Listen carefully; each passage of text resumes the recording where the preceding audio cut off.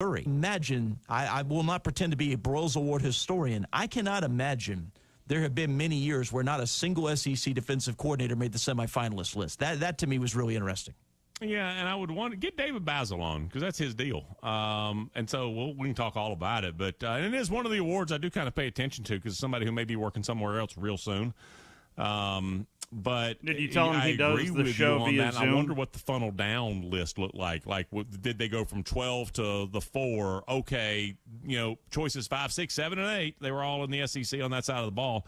But even if that was the case, it's really unusual outcome there. What feed? 15 names are on the list. If you want to look ahead to next year, Pete Kwiatkowski from Texas is on the list, who, if he's still there, would be an SEC defensive coordinator next year. But, have you joined? Again, I would not have thought Tommy Rees, first of all, would make the list. Give credit to the improvement they've shown there. I still wouldn't have guessed he would make the final 15, but yeah.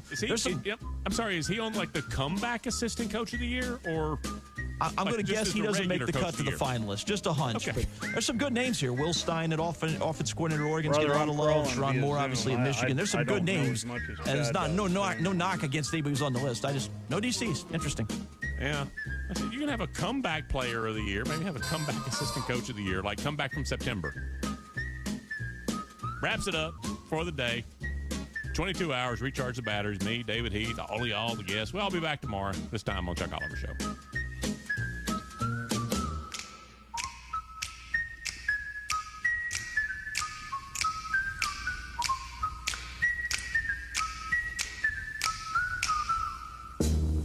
Looking for cheap flights or cheap tickets? Call the low-cost airline travel hotline now for prices so low we can't publish them anywhere. We'll even save you money with cheap travel deals on hotels, rental cars, even complete travel packages. Call us first for the absolute cheapest prices on U.S. and international airline tickets and hotels. 810-214-3710. 810-214-3710. That's 810-214-3710. Rushing to judgment is rushing to destruction. I know we've all felt the temptation to rush to judgment, and it seems like, as a society, we're trending in that direction. We hear a report, read a story, see a video, and we draw our conclusion. Our relationships and our society need us to act with more wisdom than that. We have to discipline ourselves not to judge until we know the whole story, until we've considered all the facts and heard more than just one side. We've got to train ourselves to take a deep breath and resist jumping on the first response bandwagon. Justice depends on us legitimately treating everyone as innocent until proven guilty. The book of Proverbs reminds us that the first one to speak seems right until someone else examines them. I've seen marriages torpedoed, innocent people vilified, and society wounded when people rush to judgment. Let's be the ones who act wisely, and let's calmly refuse to rush to judgment. This is Tom Gray, and This Stuff Matters. ThisStuffMatters.net. Life can be full of risks. One thing you shouldn't take a risk with ever is your family's health insurance. If you're self-employed or you now need affordable health insurance, you need to make this free call right now and see how the Health Insurance Helpline can help you get it. 800-479-0931. 800-479-0931. 800-479-0931. That's 800-479-0931. This is SportsCenter.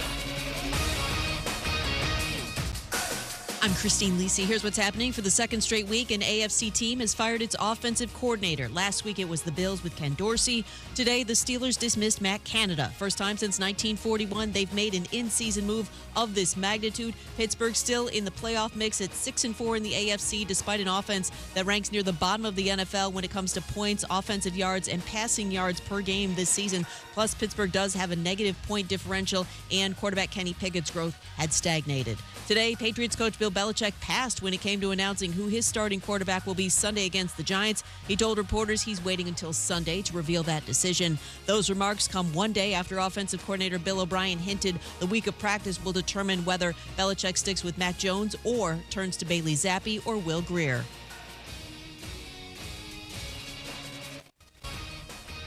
Ann Adams with Berkshire Hathaway Rise Real Estate is the one name to know if you're buying or selling real estate. With years of local experience, Ann Adams offers buyers in-depth knowledge of the local housing market and will narrow available properties down to those you'll be interested in so you can save time when shopping for your new home. If you're ready to sell, Ann offers a seamless process using accurate pricing and expert negotiation skills to make sure you get a fair price for your home. Call Ann Adams today at 256-337-2625 or log on bhhsriserealestate.com. Mark and Henry McDaniel, attorneys at law, are proud alumni of Madison Academy, and Madison Academy is proud of them.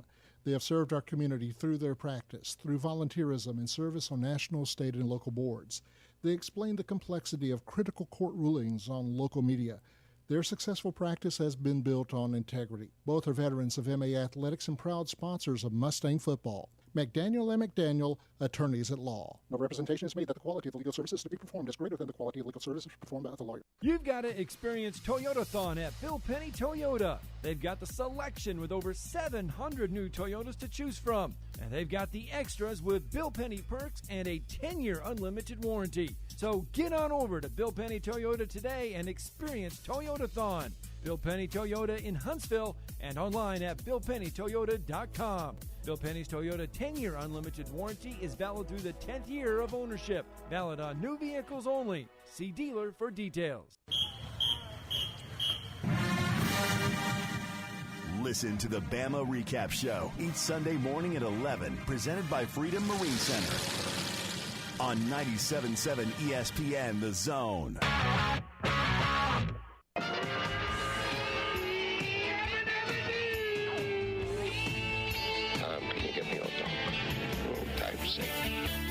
I'm funny how? I mean, funny like I'm a clown, I amuse you? You're tired. Well, the lunchtime whistle and the morning's finally done. I'm jumping in my car, I'm gonna have a little fun. The Doghouse Network's on my radio dial. Big Dog's taking care of business for a while. If you're listening to another station I don't understand, 'cause nobody does it like Thom Abraham. Give us a call, Steve. He's a northern-bred, southern-fed, slick-talking guy. Listeners in his posse are the Junkyard Dogs. The SEC from Tennessee to calling them hogs. From Gainesville up to Lexington to the Titan Tiger Land, nobody does it like Thom Abraham. I guess I'm on here. Am I on? Can somebody respond? Hey, good afternoon, everyone, and welcome to a Turkey Fecta Tuesday here in the Doghouse. I am Thom Abraham, your guest for the next 2 hours, and what better place to do this than at Baumhauer's Victory Grill on the South Parkway, one of my favorite places on the planet. And for the Turkey Fecta, not only are you going to earn points on the Grand Trifecta Big Board, you're going to win chow here at Baumhauer's if you hit the entire Turkey Fecta. I'm talking about a $100 gift card. Oh, yeah, that's right. I'm putting it up. I'm putting up a $100 gift card to Baumhauer's, but you've got to hit them all. And if we have multiple winners, we'll do a drawing amongst the winners for, did I mention, a $100 gift card to Baumhauer's. Now, we got no glamorous sound effects today. See what's sitting right beside the bird there is a football. Those are the only two things you need. There's a turkey to eat and a football to throw. All right, well, I guess we do. The great John Madden. Look, unless Steve wants to put something in there, because Steve's in again. What the hell's going on out here? It's my boy right there, man. That's my guy. That's my favorite coach of all time right there with the Vince Lombardi. Steve's in the little glass room. I mean, he's covering for Grizz. It's a bold strategy, Cotton. Let's see if it pays off for him. We're going to see how Grizz holds up. We don't have Grizz back yet. So that's who you're going to get. You're going to get a little bit of Steve Moulton back in the studio. So we're going to see how all of that works out. Now, we're also looking at the Iron Bowl further today and tomorrow. You get to make your picks on that. And that game up north between Michigan and Ohio State, plus some other rivalry action. We'll have Florida State in there. I was going to put the Egg Bowl in the Turkey Fecta because it's on Turkey night. But I'm not. I'm gonna save the Egg Bowl for tomorrow's rivalry Fecta. So we'll have that. For a reason. And we'll get that to you tomorrow, but because it fits much more with the rivalry factor, so we're just going to save that. So today we're going to have just the 3 NFL games, and this is a 3-for-all. All right, you get them all, you get 3 points. You get them all, you get 3 points on the Grand Trifecta Big Board. All right, and no, I have not calculated all the points you guys earned from this last week's trifecta. I will have that for you tomorrow because remember I gave you a point for everyone you got right last Friday. And that ended last night, and I've been very busy today, so I haven't been able to go through. I mean, I've got I don't know 40 or 50 picks to go through, and I will go through those and I'll update you on your points tomorrow. But this is a 3-for-all today. Today's a 3-for-all. That means you either get 0 or you get 3 points if you get these 3 NFL games right. And these are all classic NFL rivalry games on Turkey Day as well. To me, to be honest with you, this is the best Turkey Day lineup I can remember. The only thing that would make it better is if Washington was the Redskins and not the Commanders. If they were wearing, why can't they wear like throwback Redskin gear? You know what I mean? There was nothing wrong with the gear. The guy that was the model for the Redskin logo, that guy was a highly respected Native American chief, Indian chief. All right, that guy. There's nothing wrong with it. It's like the Chicago Blackhawk logo. There's nothing wrong with that logo. It's not like the Cleveland Indian logo, which was a Travis Shamockery. That was, you know, with the red face and the big teeth and everything else. It's not like that. The Redskins logo was outstanding. And they could beat the Washington Warriors and go with that gear. Or they could beat the Washington Americans and go with that gear because the guy was a Native American. Okay? So they're wearing that stupid Washington Commander gear. And I have no idea what the Cowboys will be wearing. Sometimes they wear that blue at home with the white pants or the throwback jersey. They might be wearing their white helmet tomorrow, for all I know. I don't know. But we're going to go in order of the game. So here you go. We bring you the Green Bay Packers. What the hell's going on out here? Plus 7.5 at the Detroit Lions. Are we on? We got the Commanders, the Washington Commanders, plus 11.5 at the Cowboys. How about them Cowboys? Yeah! You know, we got one on the board, too, that is Wolverine Dan doing, how about them Cowboys? I love that one. It's on that board somewhere. Wolverine Dan doing how about them Cowboys? And our last game, another, rivalry game, it's the San Francisco 49ers. What'd they do? Minus 6.5 at the Seattle Seahawks. This is for all the Tostitos. And I don't know if Geno Smith's playing or not, to be honest with you. I'll have to research that. I know he got hurt. I don't think they're going to have Geno Smith being it. It's on a Thursday. All right, coming up at actually just in a few minutes, Clint Lamb is going to join us from Bama Online. We'll take a look at the Tide heading into the Iron Bowl. And tonight, look, don't expect much change yet in the playoff poll. I suspect Alabama is still stuck at number 8. Roll Tide. Although I believe that most people know in their heart of hearts that this team is clearly a top 4 team. And beating Auburn and Georgia is what it will take to make the pollsters really uncomfortable.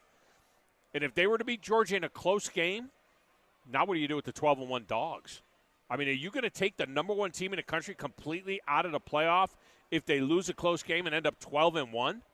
I mean, is this SEC championship game basically a playoff game? How do you fit them in with these undefeated teams? You're going to have an undefeated team out of the Big Ten. You're going to have an undefeated team out of the Pac-12, possibly. You're going to have an undefeated team out of the ACC, possibly. If you are an Alabama or Georgia fan, right now you're a Florida fan. You better be pulling for those Gators in that game against Florida State minus Jordan Travis. Okay? We all want to win some football games, don't we? There's so much on the line here with these games. And then, of course, you've got the other one-loss teams, including Texas. And let me tell you this.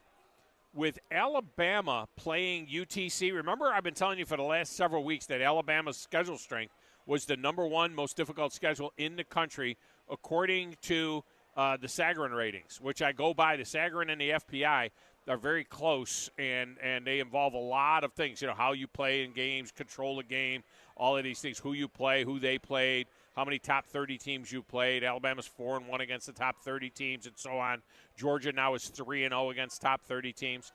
Alabama's schedule, which was the most difficult schedule for the last 3 weeks, that was the number one rated strength of schedule, because of the UTC game, is now number 24. That's how bad it is when you play somebody out of the FCS. Doesn't matter that they beat them by 60. It doesn't matter. Their strength of schedule went from number 1 to number 24. We got a lot of great games coming up. And now Texas has got the number 2 most difficult schedule in the country. Utah actually has the number 1 most difficult schedule. They're 2-4 against the top 30, but Utah has played the most difficult schedule in the country. Texas has played number 2, and Alabama is now at number 24. So that matrix there, that item there is kind of off the table. But according to both the FPI and the Sagarin ratings, the top 4 teams in the country are still Michigan, Ohio State, Georgia, and Alabama. And it was that way at the beginning of the year when I told you, if there's anything that's right about the 14 playoff, there'll be 2 from that Big Ten and 2 from the SEC, and the rest of the country can go suck rock salt. It's just the way it is. It's just the way it is. The problem is Alabama had that loss against Texas, and even though it was week 2, and even though they're a much better team now, even here, I'm talking to one of the managers here. He's a big Texas fan, and he's like, Alabama's playing a lot better than Texas now. But that was week 2. And they're honoring head-to-head. It's just the way it is. At the top of the one, Justin Ferguson of the Auburn Observer is back to talk about the stunning loss to New Mexico State, worst ever in program history as far as I'm concerned, and what it means for the Tigers going into the Iron Bowl, where freaky things happen. Look, Auburn is a 14.5-point dog right now, and that may be the biggest ever in Jordan-Hare, to be honest with you. I've been researching it. I think it's the biggest. I think it's the biggest line ever that Alabama's been favored at Auburn. Now, Alabama was a 22.5-point favorite last year at home, won the game 49-27. I believe that's 22. I'm no math major. They were 22.5-point favorites. They won the game by 22 last year. I think previous to this year, the biggest line I've ever seen at Auburn was 11.5 a couple of times. They were an 11.5-point favorite in 2013. That's seared into my brain, and we know what happened in 2013. In 2021, they were an 11.5-point favorite. And we know what happened there in that one as well. That's the 4 overtime game. Look, I saw an Iron Bowl note that doesn't seem to be true. I guess it's true. I didn't go back and count, every double, 10-win season for each of these teams over the years. But I saw this note. Auburn has had 14 10-win seasons in their history. 14 10-win seasons in their entire history of 115 years, whatever it is, of playing football. 120 years. And in 1892, carried on 121 years of playing football. Nick Saban has 16 by himself at Alabama. Boom, shakalaka. I mean, is that right? Is that Nick Saban's had more double-digit win seasons at Alabama than Auburn has had in 130 years, 120-some-odd years? I don't know. It doesn't even seem to make sense to me. But, I saw it on the interwebs, so it has to be true. Phone lines are open, 256-576-4977. Get you into the show. That's the only way you can get your picks in. You either text them in or you call them in. You can hit the text window at 7329-TA-SHOW. That's 732-982-7469, exclusive to the show, and has been since 2008, okay? So however many years it is since 2008. It's a great way to communicate with us. My X feed is at Thom Abraham Show. The stations is at 97.7 ESPN. We are also on the Facebook at 97.7 ESPN. You'll find a link there to our YouTube channel, WZZN TV, and you can see me sitting here at this beautiful table location where we've been broadcasting ever since they built this location here at Baumhauer's on the South Parkway. You can like and subscribe on YouTube and get notifications. Go to 977ESPN.com, get links to all of that. While you're at it, get our app. Just search the 97.7 ESPN, the Zone app, at your app store. You can get links to Zone 2, 3, 4, and 5, our alternate streaming channels for more great programming. You're going to need that. Just go check out our calendar at 977ESPN.com, and you'll see all the great action that we've got coming up for you. You are going to need all of those channels. I can just guarantee you that. We got we're in that confluence of seasons now. We got Alabama basketball, UAH basketball, Havoc hockey, Madison Academy still alive in the playoffs, and high school football. So we got all of that stuff. Now over there in that little glass booth with the slanted ceiling, playing those platters that matter and the stacks of wax, and taking care of the phones today, hopefully keeping me on the air. It's not Grizz. It's our boy Steve Moulton. Rather than playing the Open, I just want to hear John Madden again. See what's sitting right beside the bird there is a football. Those are the only two things you need. There's a turkey to eat and a football to throw. I miss John Madden. I miss John Madden so much. You know, and I'll be totally honest with you. The only distinct crew doing NFL football now is Joe Buck and Troy Aikman. Yeah, and they're the top of the game. They're the top of the game right now. And I don't think it's close. I don't understand these people that don't like Joe Buck. I think that he just is outstanding, the way he calls a game and the little sense of humor that he has and those things. Yeah. I just think he is absolutely tremendous. And Troy Aikman, I think, is better on Monday Night Football than he was on Fox. I can't even, Kevin Burkhardt and Greg Olson, they're okay. They feel like a number 3 team.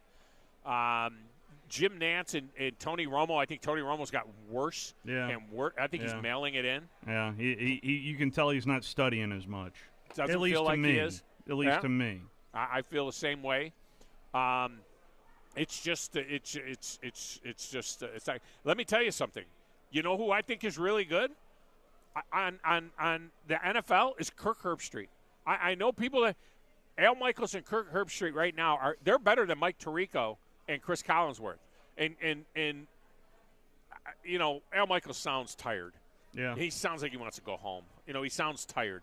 But Kirk Herbstreit, have you watched any of those games on Prime? Kirk is really good on the NFL. Yeah, in fact, I watch them right there at Baumhauer's when we're there on Thursdays, and they've got them on all the screens there. But, yeah, I think Kirk does a fantastic job. I'm with you, and play-by-play-wise, boy, a guy like Al Michaels who has a couple of iconic calls, that's a fine line. It really is, but it does feel like he's a tad tired.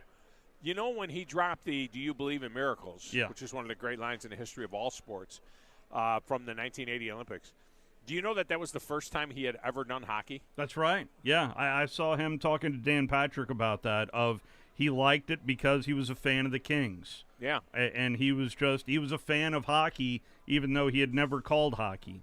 So he had never done a hockey game before that, which is hard to do. I mean, hockey, to me, hockey's one of the most difficult sports to do because it's so fast and the changing of the lines, that happen so quickly as well. But he had never done it before that. All right, I got to give you an update. Steve's not going to like this, but I got to give you an update.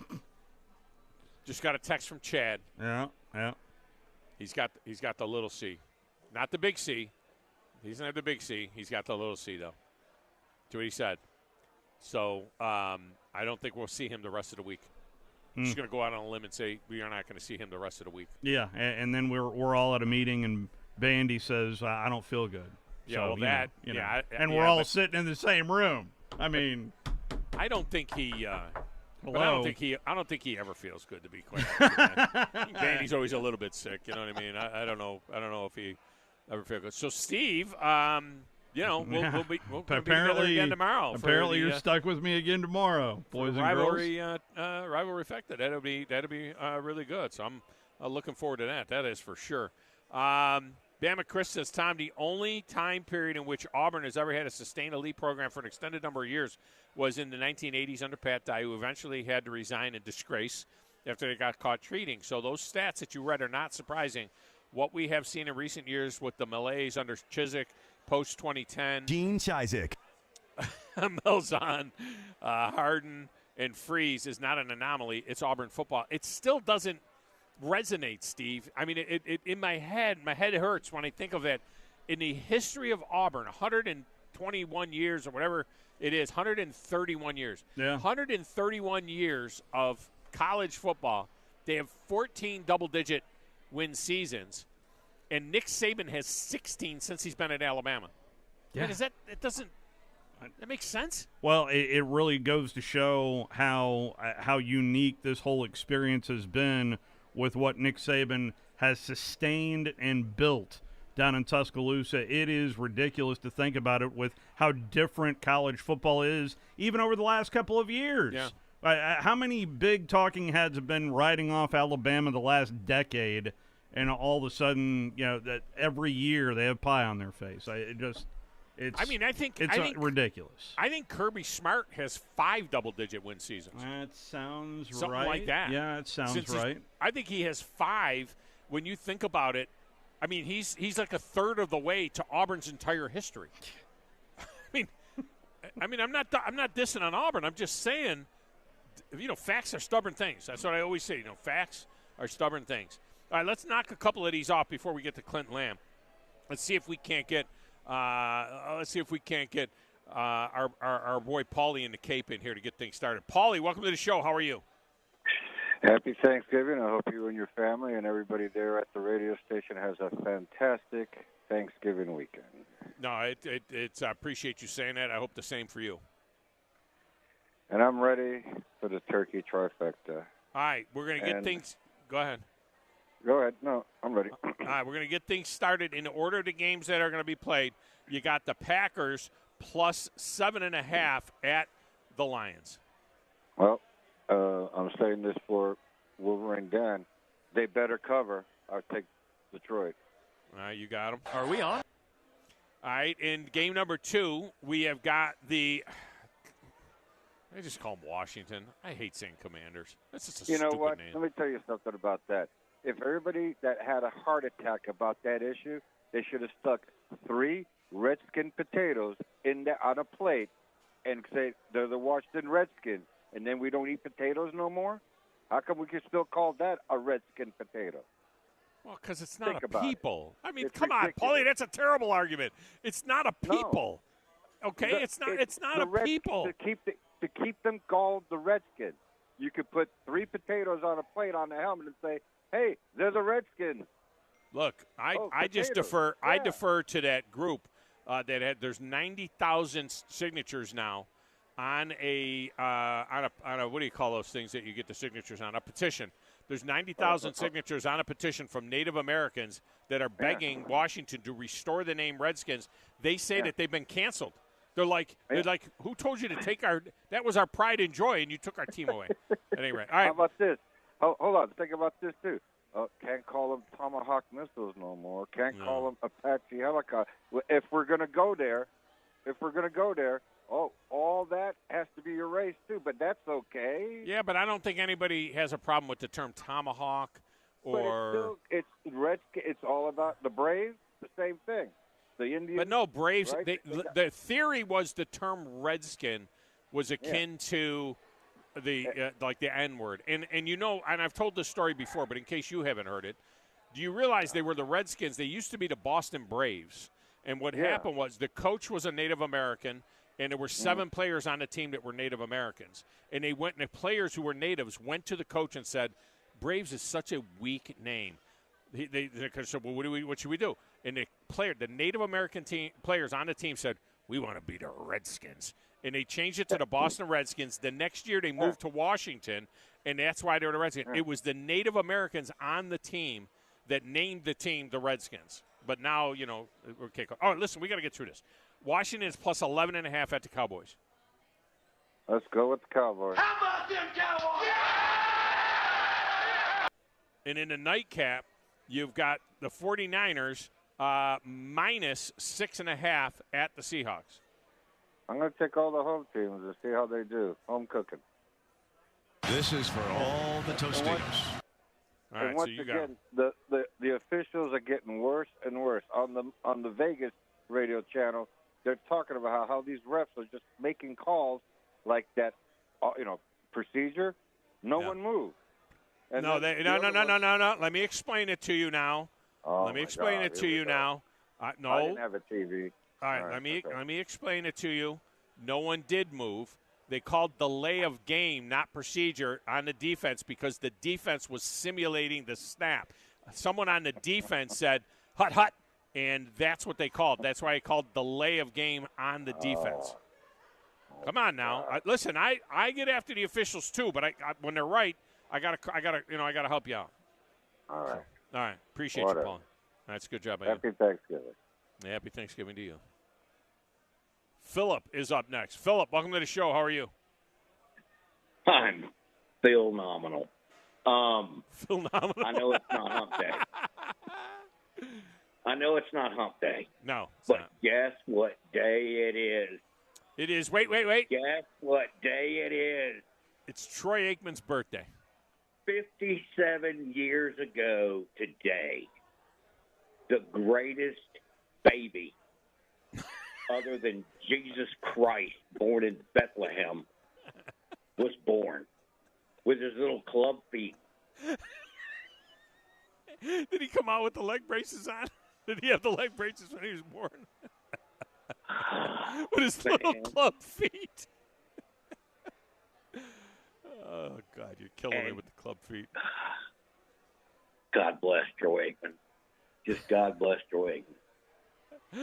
All right, let me get your picks And I'm here. ready to go with Grumpy whenever Grumpy's ready to go. Oh, yeah, I know. You and Grumpy have a little thing. Dog. You and Brunk.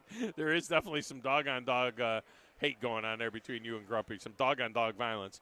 All right, the Packers get 7.5 at the Lions. Wow. Lions.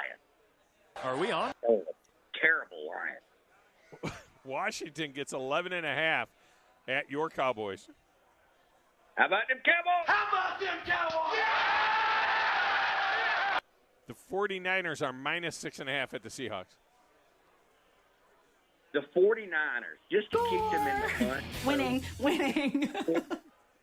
So we can kick their butt in San Francisco in the NFC Championship game again. So you're going to go to Philadelphia and beat those guys? Because they're 2 games ahead of you now in the division.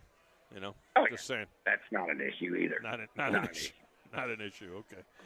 All right, man. I appreciate you. Happy birthday, Troy. Philip. All right, tell you what, you guys that are on the line, stay on the line. We will get to you, but coming up next, Clint Lamb is going to join us from Bama Online for a few minutes, and then we'll hit you guys. So Lynch, Josh, Dan, all of you, just stay put. We'll get to you. It's the Tom Abraham Show from Baumhauer's on 97.7 ESPN The Zone.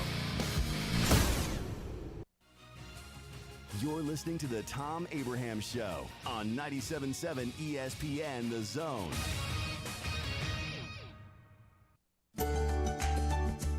Don't let your back or neck pain get in the way. Get back to doing the things you love with the spine and neuro team from Huntsville Hospital. As the most experienced in the area, we have been improving lives in North Alabama for more than 50 years. Whether your favorite fishing hole is on Wilson Lake in the Shoals, Flint Creek, or Lake Gunnersville, Spine and Neuro is nearby to get you back to your best. Visit us online at spineandneuro.com to learn more. There's nothing like the freedom you feel when you're on the water in your own boat from Freedom Marine in Gunnersville. And when it's time to get your boat ready for cold weather, Freedom Marine is your best choice to winterize your boat so it's ready to go next spring. If you've been thinking about a new boat, Freedom Marine has a great selection on sale now with some of the biggest discounts they've had in a decade. For new and used boats, outboard, sales, financing, service, and parts, it's Freedom Marine. Highway 431 in Gunnersville and online at freedommarincenter.com. When our lives were interrupted, Madison Academy immediately began distance learning instruction thanks to our Apple device program and a well-prepared faculty. When our success in athletics led to a new competitive balance rule, Madison Academy was prepared to face the new challenges head-on. We understand a thing or two about winning, and it always begins with preparation. Learn how our balanced approach to learning prepares the mind, body, and soul. Visit our website at macademy.org to learn more. Strong minds, strong faith, that's Madison Academy. Rambo Marine in Hazel Green is your one-stop shop for all things boating. Whether you are ready to surf with the newest Malibu weight boat or cruise on a Cobalt or Barletta pontoon, we have a boat ready for you and your family. Rambo Marine provides exceptional service second to none so that you are ready to hit the water in no time. Stop by Rambo Marine today. We know boats.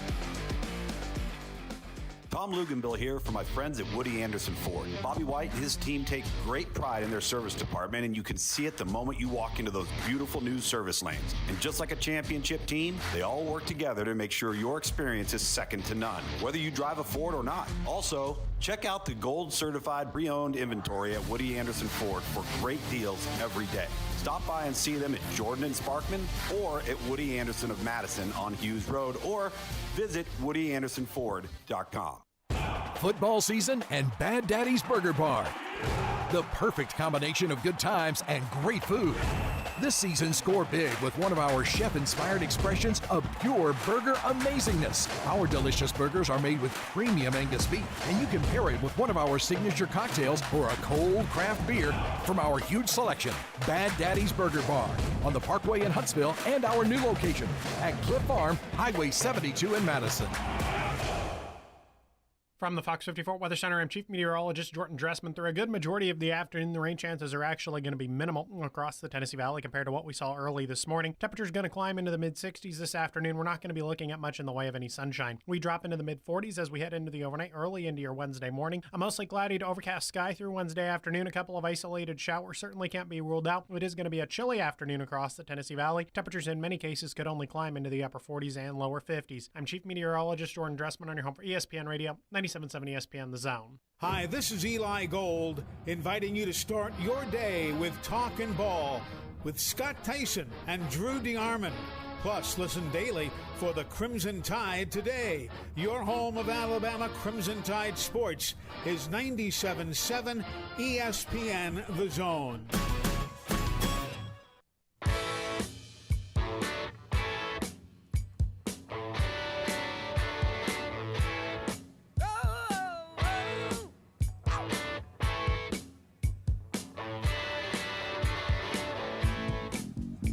This segment of the Tom Abraham Show is brought to you by our good friends at Woody Anderson Ford, the service team at Woody Anderson Ford, experts in the service of Ford and other makes.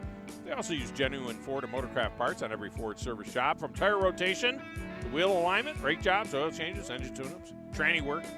They do it all at the service department and the Quick Lane Tire and Auto Center. They've got you covered with your Ford or other vehicle.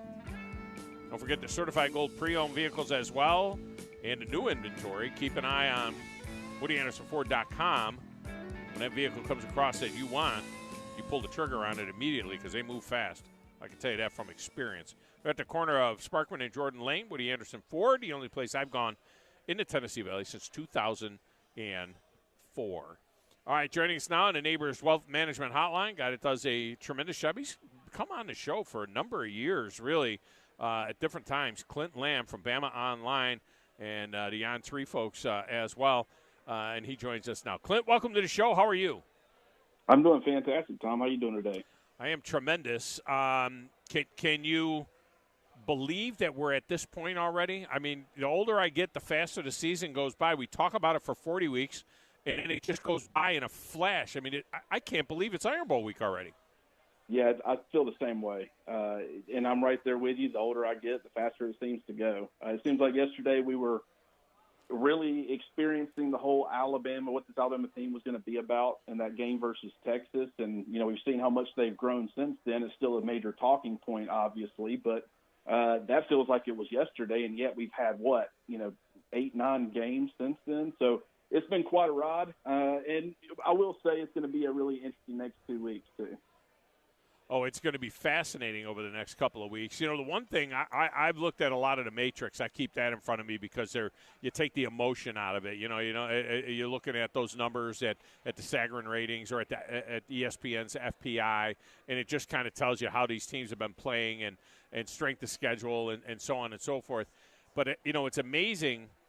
By Alabama playing UTC, their strength of schedule went from number 1 the last 3 or 4 weeks to number 24 in the country because they played an FCS school. And, I know it's great to get a lot of guys play and everything else, but, hopefully with the 12-team playoff and the expanded conference, we can get expanded conference play, and we got to get rid of these games against FCS schools. It's terrible. Now, granted, I'm a huge advocate for doing these kind of things if you can. If you can get enough people on board in the spring. I actually tweeted that out during the game this past Saturday. where they're blowing them out and no one, a lot of people are really uninterested in it. If that was happening in the spring, you would have a major crowd. Everybody would be wanting to see how these guys are performing. And the 8A kind of provides something similar too, right? It's against each other, but you're seeing a lot of different guys play. You're seeing some of the younger guys. And it would give, obviously UT Chattanooga ended up sitting their quarterback, claimed it was an injury, but I think it was more so just trying to prepare in case they made the playoff, the FCS playoff. But if it was the spring, they wouldn't be doing that. They'd be going all out. It would be a huge selling point for their program if they could somehow pull off the upset of the century. But then if injuries happen and things like that, it would have been really unfortunate if last week Alabama would have suffered a catastrophic injury against an opponent that, Chris Braswell gets thrown out on the first series of the game. And it didn't make – Alabama fans might have been upset about the call, but they weren't worried about the game as a result. But, if something would have happened where it was more prolonged, some kind of injury, you would have had people pretty upset. So I've always been a huge proponent for the whole spring setting for that type of game. But nowadays, it does give you a chance to rest some guys up and get some guys healthy. But, I think you're seeing the scenario where it's kind of done more harm than good for sure. Even a jamboree scenario, last week of camp or something like that in the fall, where you got to kind of look at a different team and so on. And I understand they paid them $600,000 or $700,000, not nearly as much as Auburn had paid New Mexico State, $1.84 million, to come in there. But that's a different animal in terms of travel and things like that. But to your point about injury, all you got to do is look at Florida State playing UNA. And here they lose Jordan Travis and possibly their shot at a national championship because they're playing UNA. And I know he could get hurt in any game, but he got hurt playing UNA. It doesn't seem to make any sense. And now the pollsters really got a problem because they got to deal with this. This is Ohio State all over again, maybe from 2015 with Cardell Jones. But, how they play against Florida this week and then how they'll play against Louisville in the ACC championship game. And they're going to have a hard time, dropping Florida State out of there if they win those two games. And whether or not they belong or not, it's a whole other discussion.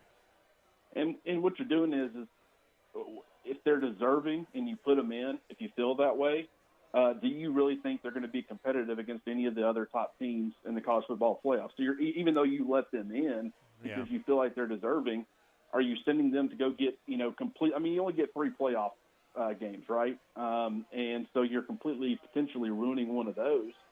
At the same time, it's like I completely agree with you. It's unfortunate that it happened. And I've been meaning to go back and look. I still need to. But when Tua went down against Mississippi State and then Mac Jones, obviously they ended up losing a couple of weeks later to Auburn. But I don't remember, did that injury actually affect Alabama's ranking? I don't think so. I don't think they dropped until after they played Auburn and they lost that game. So they there's been some key injuries to some key teams. Obviously Texas, with the running back situation they got going on, hadn't really impacted how they've been perceived according to the committee. And they've got some other talented guys there. So I'll be curious to see what happens tonight during the selection show for sure, or the college football playoff rankings. They were number 5 going into that Iron Bowl against Auburn, who was number 16 in 2019 after that injury. So they were just on the outside looking in, but certainly I think if they had beaten Auburn, and then maybe it would have been a different deal, but they did not beat them. And that's that's the thing too about this whole Iron Bowl thing. I know a lot of people are looking at it from last week and what happened with Auburn and New Mexico State. Alabama's a 14.5-point favorite. I cannot ever remember them being that big a favorite. I know they were 11.5 in 2013, and they were 11.5 a couple of other times. They were 11.5 a couple of years ago when they had to go to 4 overtimes to beat an unranked Auburn team. Alabama went in that game number 3 in the country and had to go to 4 overtimes in a miracle fourth quarter drive by Bryce Young to win that one. So it's like, I get it, but people got to understand this is a different animal, right? Anything can happen, especially there at Auburn. Well, Obviously, I don't think Auburn ever really let the idea of New Mexico State beating them enter their minds. And maybe I'm wrong about that, but that's just the way it feels. But you've got to understand, you're risking, in my opinion, the risk reward for them probably going in was we might not look as good as we could look against New Mexico State, but we're still going to get that win. And we can end up – the entire perception of the program, the entire trajectory of the program could be changed with a win over Alabama. You know, keep them out of the college football playoff, send them to Atlanta to play Georgia with pretty much no hope at that point. You know, that could have been a season-altering type of – you know, it's not necessarily anything – you know, as far as the way you're perceived, except for the fact that it's Hugh Freeze. We knew he was going to be a problem for Nick Saban in Alabama. He's done that in year one. So I think from their standpoint, there probably was a lot of attention put on Alabama early, a lot earlier than you would, you know, maybe think. And that could cause Alabama some trouble. I mean, Milroe right now is playing phenomenal football. And when he went on the road against Kentucky and he continued to do some of the things that he did against LSU the week before, I really started to come around on this idea. You saw it in the second half against Tennessee. It seems like Alabama started to figure some things out. But then exiting the bye week, since then, really, I thought they looked like a completely different offense. And so I think that is their kind of – they are improving dramatically, and that's going to continue. But this is going to be a completely different beast. And in 2 of Alabama's 3 road games up to this point, Jalen Milroe has thrown an interception. And so I wouldn't be shocked at all if Auburn ended up baiting him into one. Now, he's responded well after those. But, yeah, I mean, this is going to be a huge test for him, and then obviously Georgia next week. But I think a lot of people are kind of overlooking this weekend. You know, all the talk has been about Clinton Lamb with us here, talking some Alabama from Bama Online. All the talk has been about the improvement of Jalen Milroe, which has definitely been significant. What hasn't been talked about as much is the improvement of the offensive line. I think this offensive line has come a long way. They have come, the freshman Proctor, he has come along. I thought across the board they have been much, much better. Even McLaughlin, with the snaps, we're not seeing the issues as much as we had in the past with some of the snap issues. There haven't been any pre-snap penalties to speak of. The offensive line improvement is, I think, hand in hand with the Milroe improvement and the running game improvement. Yeah, there's no doubt. And you're right. And Tommy Rees is another one that I don't think he is getting quite a bit of credit, but I don't think he's maybe getting as much credit as he deserves. I mean, it's really been a collective effort to right that ship. And the offensive line certainly a part of that because, your 3 biggest issues, in my opinion, I don't think Darian Dalcourt was great when he was starting at right guard. But I wouldn't say also he was such a liability where you're like, he's a major problem. But I would still say he was one of Alabama's problems along their offensive line. The snap issue with Seth McLaughlin. And then you had Caden Proctor. Proctor's improving every week. They've done some things to help him out in some situations. I think that's been beneficial from a confidence standpoint. He's still allowing pressures, and he's still been allowing some sacks, but it's not, he's improved as a run blocker, which is really where you need him. You also need him in pass protection. He's the blindside protector. But if you can establish a run game and have more success on early downs, you kind of prevent the opposing pass rush from being able to tee off on your passing game and your quarterback. So I think him as a run blocker has improved substantially. He's also improved a little bit in his pass protection. That's helped. And so you've eliminated the snapping problem. You've eliminated the left tackle issue to a degree, or at least it's improving. And then you got Jaden Roberts, who to me, from a personnel change standpoint, has probably been the most impactful player, maybe on this entire team. Obviously, there haven't been a ton of personnel changes, but, I think Jahad Campbell would certainly be up there as well if he continues to act as the starter when Deontay Lawson comes back. But Jaden Roberts, just his ability to move guys in the run game, is a big, powerful guy. He's got the right attitude, very infectious personality. He works hard. He'll play through injury if he needs to, which he's proven. And, he kind of allows Alabama to have more of that offensive identity that they wanted to start the year. And so you're getting improved play there.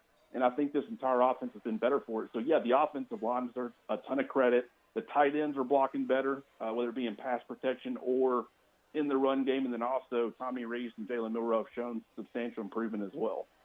Clint Lamb has been our guest. Clint, I appreciate you so much. We'll have to catch up in a week or two and talking about recruiting and, of course, National Signing Day coming up in just a few weeks. So we'll get into that as well as Alabama looks to close strong for signing game. Signing day. Not a ton of drama, but you still want to see the kids put their name on a piece of paper. So we'll have to get into that as well. Clint, I appreciate you. Absolutely, Tom. Good talking to you. All right, thank you. Steve, I one of the many TVs here at Baumhauer's, the one that's right in front of me, they got the Louisville-Miami game out. I didn't watch this game live when it happened, but it's Louisville and Miami in an outstanding game. Louisville, here, number 10 team in the country coming in. Miami 6-4, 38-31 game with a couple of minutes to go in the game. And they just panned back and showed a crowd shot at Miami. Oh, boy. Oh, there's not 25,000 people at the game. Yeah. I mean, this is embarrassing. I mean, Miami, I don't know what must be going through Mario Cristobal's mind or the people that support that program or the people that want to pay all this NIL money to Miami players. Yeah. But there's not 25,000 people at the game. Well, you remember earlier in the year they had a ticket program where if you bought the game where they hosted Texas A&M, they would also get the Georgia Tech game. So it was a 2-for-1. Yeah. So and I was down there just a couple of weeks ago during the Miami-Florida State game, and I really thought I was around a bunch of U fans, but they were just like, whatever, we're going to go to South Beach. It's crazy. I mean, it's embarrassing. All right, let's get a break. When we come back, we'll get back to the phone lines as well. If you guys hung in there, you'll be rewarded. We'll put you on the air next right here on 97.7 ESPN, The Zone. You're listening to the Thom Abraham Show on 97.7 ESPN The Zone. This is Brent Musburger's VSiN Action Update on 97.7 ESPN The Zone. Unlike other credit cards that decline sports betting transactions or treat them as a cash advance, the G-Bank Visa Signature Card can load directly to your favorite sportsbook apps. G.bank/VSiN. Jalen Hurts led a second-half rally as the Eagles beat the Chiefs 21-17 in a Super Bowl rematch. Hurts ran for a pair of touchdowns, including a go-ahead score in the fourth. The Eagles rallied from a 10-point halftime deficit. It's the third consecutive game that the Chiefs have been shut out in the second half. Hurts finished 14 of 22 passing for 158 yards. DeAndre Swift ran the ball 12 times, 76 yards, a touchdown. Kansas City was favored by 2.5 heading in. The Eagles paid plus 130. The total was 38. College hoops, Wisconsin upset number 25, Virginia 65-41. The Cavaliers were favored by 2.5. Wisconsin paid plus 135. Get the latest lines and more at vsin.com. Cashback is not available on gas in New Jersey and Wisconsin. Billy, your gas light's on. We need to stop and fill up. No way, Jen. Gas around here is too expensive. We can make it a little further. Billy, listen to your big sister. You don't need to drive all over searching for the lowest gas prices. Do what I do and use Upside. Upside? Do you live under a rock, Billy? Upside is the hottest cashback app out there. It's free to download, and you get real cash back for every gallon of gas you buy. I use it all the time, and I've already made around $200. You can make that kind of cash back just for buying the gas you have to buy anyway? Yes, I'm looking at the Upside app now, and there's a gas station at the next exit offering 25 cents per gallon cash back. Okay, I'm stopping to download Upside and fill up my tank. Download the free Upside app now to earn cash back every time you buy gas. Use promo code FRIEND to get an extra 25 cents per gallon on your first tank. You can cash out anytime right to your bank, to PayPal, or a gift card for Amazon and other brands. Just download the free Upside app and use promo code FRIEND for a 25 cents per gallon bonus on your first tank. That's code FRIEND for a 25 cents per gallon bonus.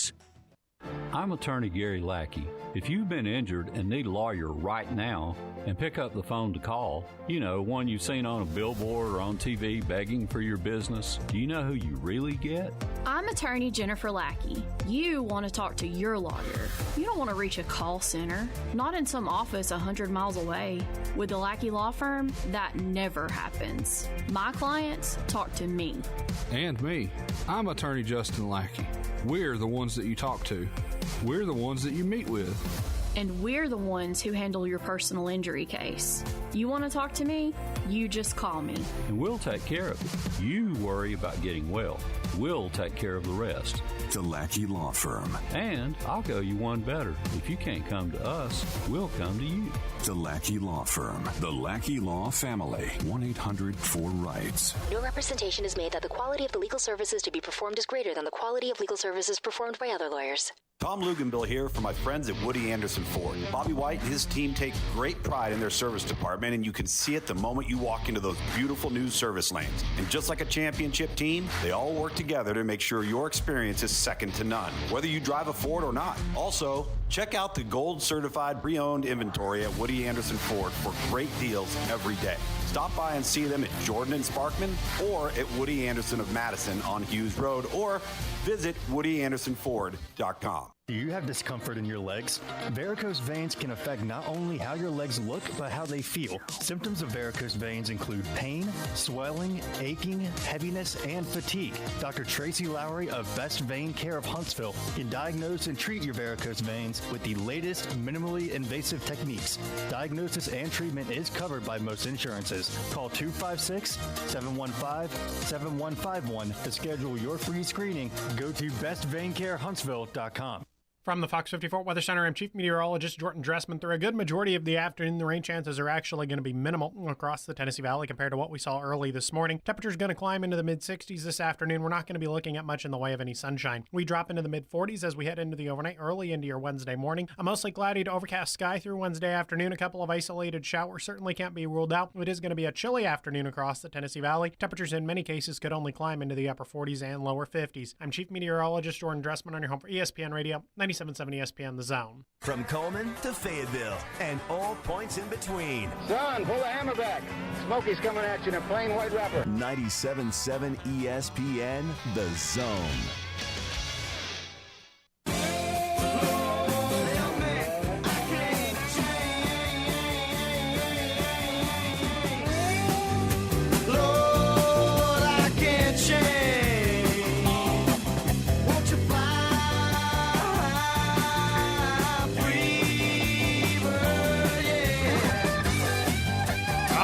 Killing me.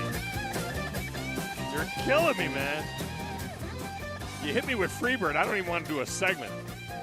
I just want to listen to Freebird in my headset. And I can't tell you how often I listen to Freebird. The original Freebird. The recent Freebirds. The last Gary Rossington Freebird, which was at the Ryman Theater last summer. I can't tell you how many times I listened to Freebird with headphones on. The greatest single piece of music ever recorded in the history of mankind is the instrumental, the Freebird. Just going to tell you that.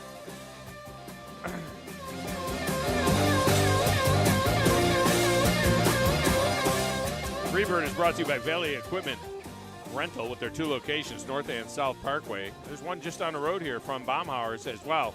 Valley Equipment, locally owned, doing a tremendous job for you. All your equipment, everything you need is at Valley Equipment Rental. All right, let's get back to these lines and knock a couple of these calls off. LSU Lynch has been patient as always. Lynch, you're welcome to the show. How are you?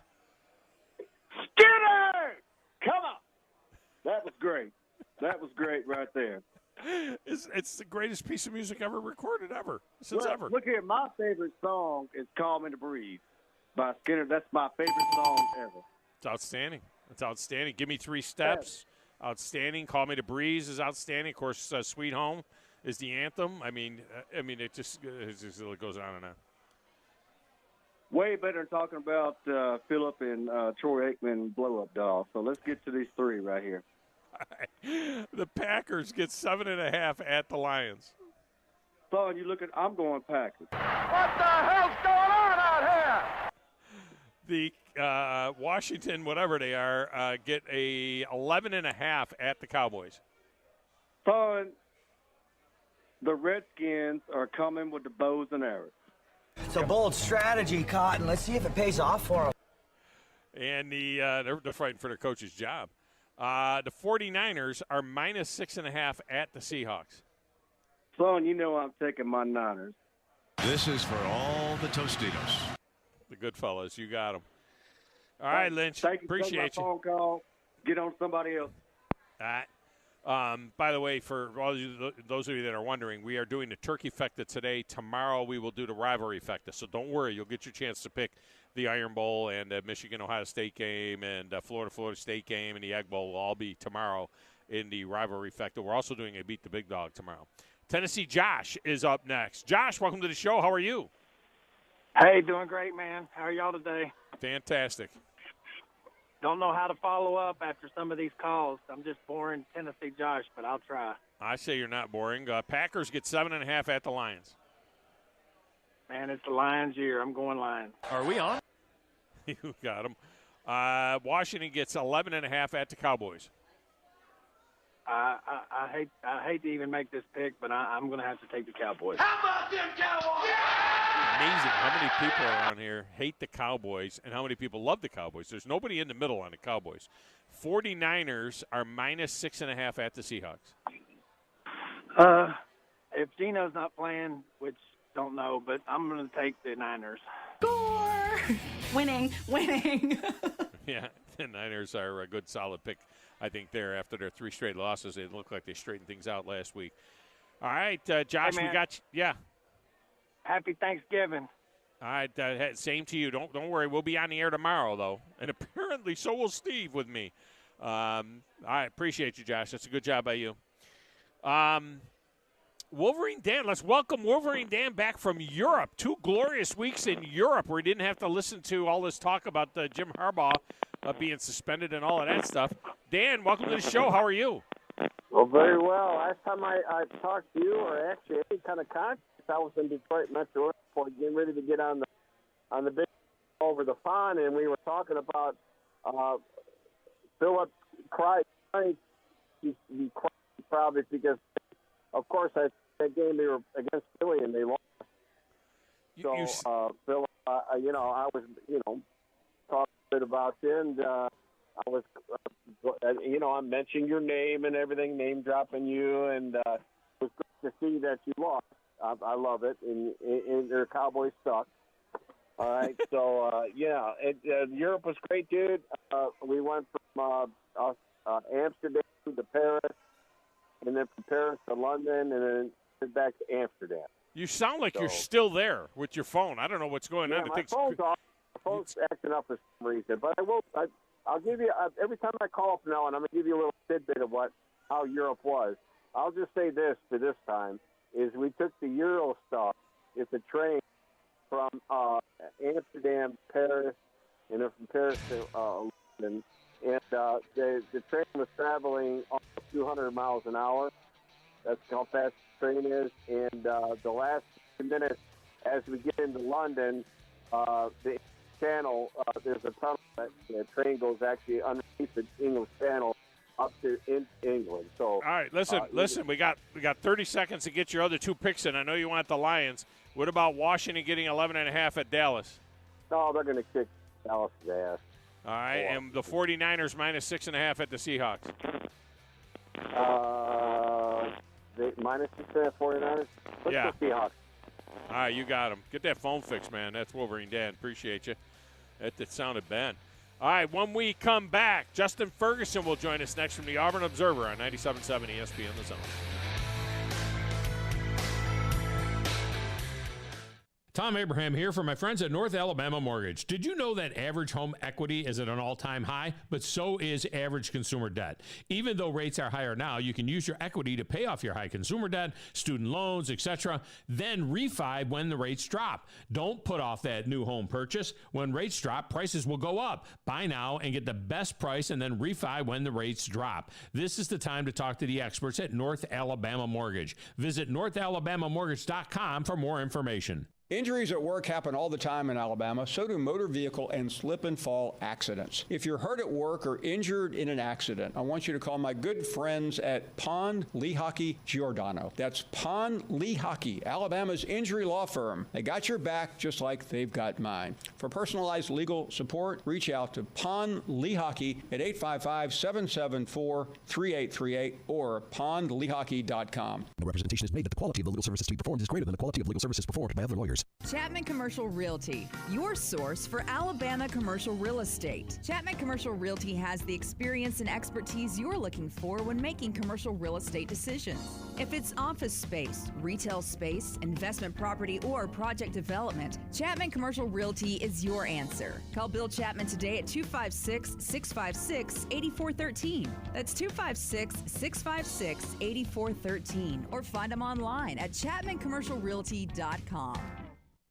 Hey folks, this is Arthur Seaton, managing partner at University Kia, proudly saying Roll Tide and War Eagle. Stop into University Kia today and shop one of the area's largest selection of new Kias, including Fortes, Seltos, Telluride, and Popular Carnival, and fully electric EV6. View all the great specials at universitykia.com and get pre-approved in minutes so you can drive home your new Kia you really want, because we want to see you in a University Kia. WCZN, Union Grove, Huntsville, Alabama. 97.7 ESPN, The Zone. This is SportsCenter. I'm Christine Lisi. Here's what's happening. For the second straight week, an AFC team has fired its offensive coordinator. Last week, it was the Bills with Ken Dorsey. Today, the Steelers dismissed Matt Canada. First time since 1941, they've made an in-season move of this magnitude. Pittsburgh still in the playoff mix at 6-4 in the AFC, despite an offense that ranks near the bottom of the NFL when it comes to points, offensive yards, and passing yards per game this season. Plus, Pittsburgh does have a negative point differential, and quarterback Kenny Pickett's growth had stagnated. Today, Patriots coach Bill Belichick passed when it came to announcing who his starting quarterback will be Sunday against the Giants. He told reporters he's waiting until Sunday to reveal that decision. Those remarks come one day after offensive coordinator Bill O'Brien hinted the week of practice will determine whether Belichick sticks with Mac Jones or turns to Bailey Zappi or Will Grier.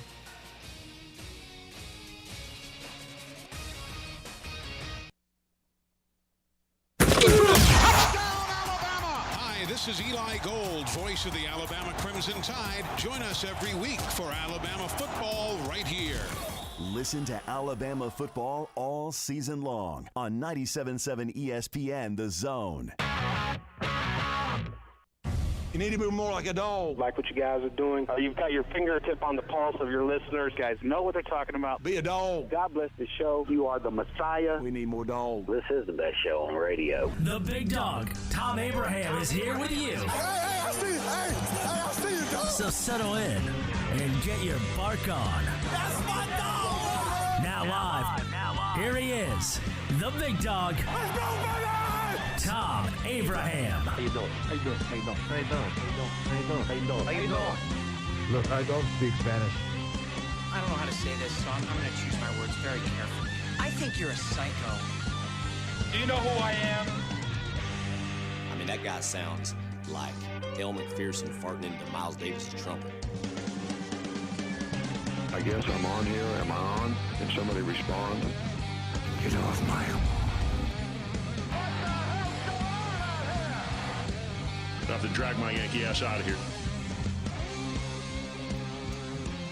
And welcome back, hour number 2 of the Thom Abraham Show, on location at the outstanding Baumhauer's Victory Grill right here on the South Parkway. It's such a tremendous place. And I'll tell you what, for the next hour, we'll be here for the next hour.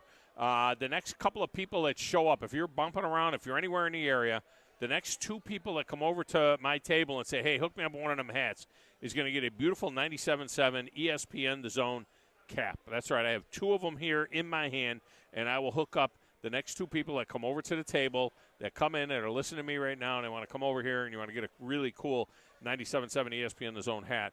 We will hook you up with that. This segment of the show is brought to you by the attorneys at Pond Lahaki Giordano. When you've had that injury at work or a motor vehicle or a slip and fall accident, any kind of injury like that, call my friends at Pond Lahaki Giordano. Not just excellent attorneys, but true advocates who will fight for you and know the ins and outs of the legal game. It's Pond Lahaki at 855-774-3838. That's 855-774-3838 or pondlahaki.com. Auburn fans might want to contact Pond Lahaki and sue their football team for malpractice for what happened at Jordan-Hare Stadium this past Saturday. And joining us to talk about that and what happens in the Iron Bowl is Justin Ferguson of the Auburn Observer. He's on the Neighbors Wealth Management Hotline. Ferg, what happened on the way to 4 straight wins going into the Iron Bowl? What happened? Yeah, Auburn played flat, lifeless, just unenergetic, unfocused, un-everything game against a New Mexico State team that was fearless. Came in with a great game plan, ran it really, really well, and Auburn just never did what they were supposed to do in this game. It was about as bad as it could look on both sides of the ball. And, it never felt competitive, and that's how you lose by 3 touchdowns to a Conference USA team, a decent Conference USA team, but a Conference USA team nonetheless. It was brutal. It was brutal because Auburn's had close calls and they've had even losses against teams like this, in the last few decades. They've never really been punked like this, like they were to New Mexico State, and that was just a crushing blow to what had been a really good last month of the season for Auburn. A Conference USA team that lost to the UMass team that Auburn beat 59-10. I mean, it's crazy. And I know they say, you can't flip the switch. Florida State flipped the switch. You know what I mean? They were down 13-0 to UNA. I would think at some point in time after New Mexico State punched them in the mouth that they would have all of a sudden, okay, all right, enough screwing around here, and they pull that game out. But they out-yarded them almost 2-1. I mean, it's a stunning result. And I'll be honest with you, Ferg, I went back and I studied and I looked at games and so on. Some game has to be the worst game in program history. I think that's the worst game in program history ever. I can't think of anything that's worse than that. Because you're right. You mentioned a few of them, but, you get beat a little bit here or there. They got beat back-to-back by Southern Miss, but they were close games. This was just a beatdown. I mean, it's crazy. Yeah, no, it was ugly. I mean, it was as bad as a game could be in this situation for Auburn. And, it is. It's one of those things where you have to look at it and say, in the grand scheme of things, like Auburn's going to a bowl game this year. Mm-hmm. Their recruiting is going to be the lifeblood of the rebuild, yada, yada, yada. This is not going to be like something that just derails Auburn completely. However, it's going to look bad for a very long time, and people are going to point back to this game for a while and say, hey, you can't have a game like this. And it was also a pretty swift reminder to Auburn that, yes, like I just said, recruiting is going to be the key to getting this thing back to where Auburn wants to be. But that game just showed you that recruiting does not fix all your problems. You had a better roster than New Mexico State, and they still whipped you on both sides of the ball. That's something that has got to be really, really sticking in the hearts and minds of this Auburn team and this program moving forward, because there are going to be more opportunities like this, and you cannot have games like this, in the years to come. And it is as brutal as a loss can be. And it starts with the coaching staff. If your team is that unfocused and that unmotivated and that much not ready to play, you got to find some answers here really quickly. Motivation and focus shouldn't be an issue against Alabama in the Iron Bowl, but when you revert to a lot of what looked bad for you early in the season against a team that was not on your same level, there's some real questions about, what is this going to look like here Saturday in the Iron Bowl and what it could look like moving forward. Like I said, grand scheme of things, not going to derail Auburn, but it is a pretty swift blow, and it's such a massive, massive missed opportunity to have had the fan base fired up heading into the Iron Bowl. Justin Ferguson with us from the Auburn Observer. And I did quickly remind folks on Monday that, in Nick Saban's first year at Alabama, they lost to Louisiana Monroe. My son was on the sideline for that game, and they ended up 6-6 that season and went on and won a bowl game, I think, against Oklahoma State in Shreveport to get to 7-6, and then started a 15-year run of domination that we hadn't seen in the history of college football. So, there is that. But still, it was Hugh Freeze's face afterwards. I never seen a guy look. He was almost unrecognizable. He looked sick to his stomach in that press conference after the game.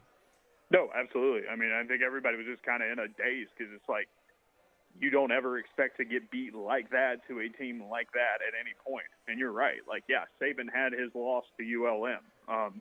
Kirby Smart lost to Vandy in year one. But like I said earlier, those were close games, at least. This was not. This was a team that, I mean, as bad as you could have looked, Auburn did. It is just one game, but it's one of those things where you just got to have to look at it and say, okay, what are you going to do moving forward to make sure that doesn't happen again? Because you can't just throw your hands up and say, well, wait until they recruit better, wait until you've still got to be able to take care of business and flip that switch, and they never did. And, it's one of those things for Auburn that they've got to rally from, and they've got to figure out a way. They would love for it to be their ULM moment, but I'll even point out that, even the ULM moment, it was a closer game than what we saw from Auburn on Saturday, and that's really tough. 21-14, I think that one was. All right, so having said all of that, Nick Saban goes to his house of horrors, relatively speaking. I mean, where does Nick Saban have a 500 record? Nowhere. Where does Nick Saban have a sub-500 record? Auburn, I mean, he's 4-7 in 11 games between LSU and Alabama, 4-4 with Alabama. And I know they're a 14.5-point favorite, and to be honest with you, I can't ever remember it being that big, but they were an 11.5-point favorite in 2013. They were an 11.5-point favorite in 2021. It took 4 overtimes and a miracle finish for Alabama to win that one.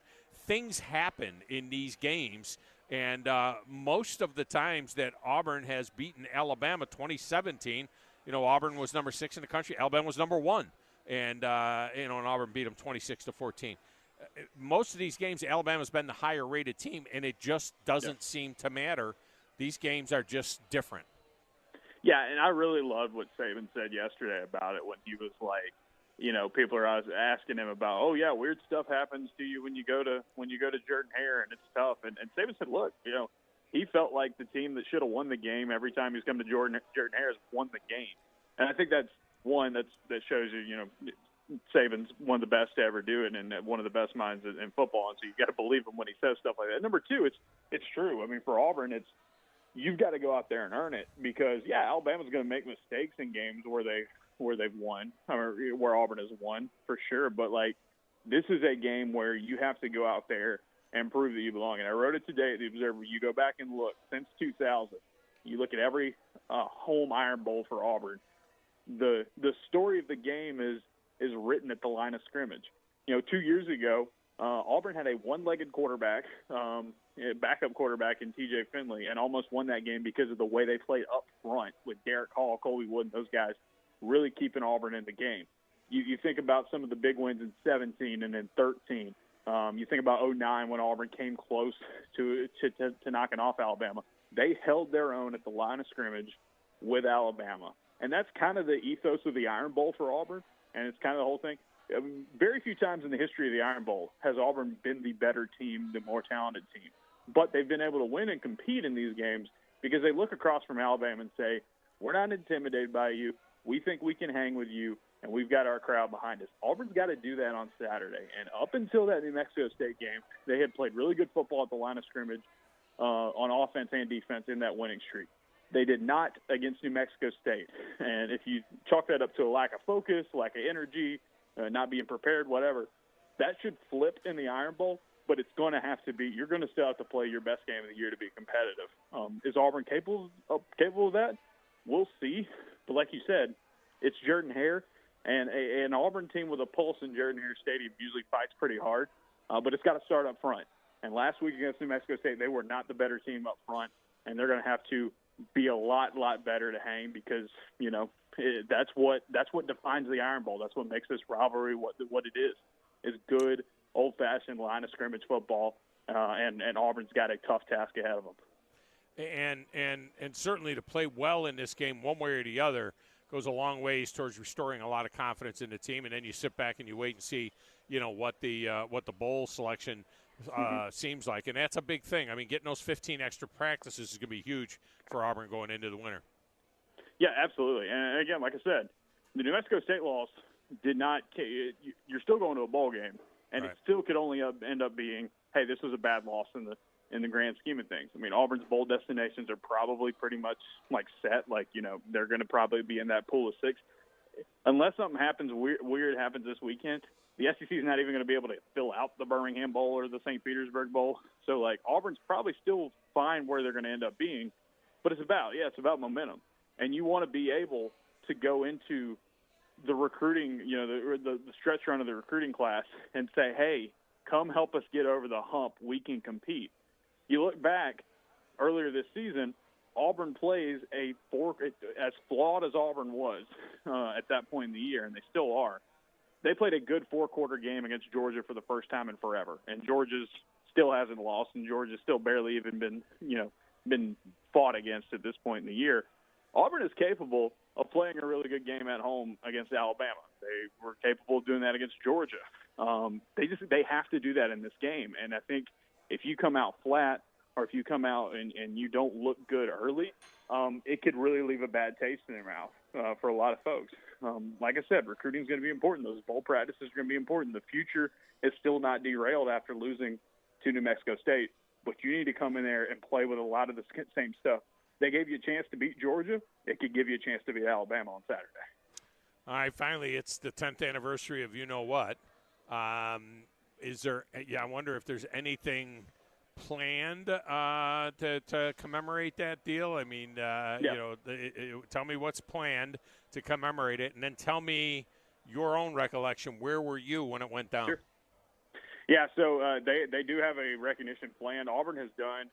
They have honored the 83 team, the 93 team already this year with the anniversary. They're going to honor the 2013 team, bring as many guys as they can back to celebrate that. And so they'll do a big, there'll be a lot about the kick six and a lot about the game. And, they'll honor the team on the field during the game. So they are going to blow it out, of course, the decade that it's been since then. And where was I at the Iron Bowl? I always think it's one of the coolest stories I'll ever be able to tell everybody. I was standing beside Bo Jackson at the 10-yard line on the sidelines when Chris Davis ran in front of us. I was a student newspaper reporter at the time covering the game for the Plainsman, and you get down on the field at the end of the game and, watching the end of it from field level. And, my corner where I got to squeeze into, Chris Davis ran right in front of me. I was standing on the sidelines, and Bo Jackson was to the left of me, and I tell people all the time, the only way I knew they scored a touchdown is because before Chris Davis got into the end zone, Bo was already on the field with his hands thrown up in the air. So I just followed Bo down the field to the celebration and got a bunch of videos and pictures of it. So, yeah, I'll always be able to tell people the throw to Ricardo Lewis against Georgia that season. I was on the field for that one. It happened right in front of me, and then the kick six also happened right in front of me. So really, really blessed. I got spoiled my first full year covering Auburn football. That is really, really cool. Now, I was I always loved I remember it fondly because I was on national radio at the time, and I was standing about 6 or 7 feet in front of Rod Bramlett and Stan White. I was right in front of them, in front of the booth. And I remember the last thing I said on the radio that I could hear myself saying is, I don't know who's going to cover this. And it was the last thing I said. I said, if this is short, I was on the radio live, and I was saying how, that Chris Davis was back deep, and I was, of course, a special teams coordinator in college, so these things went through my head. And I was like, I don't know who's going to cover this if this comes up short. And then after that, I couldn't hear a thing. I'm doing it, live on the radio.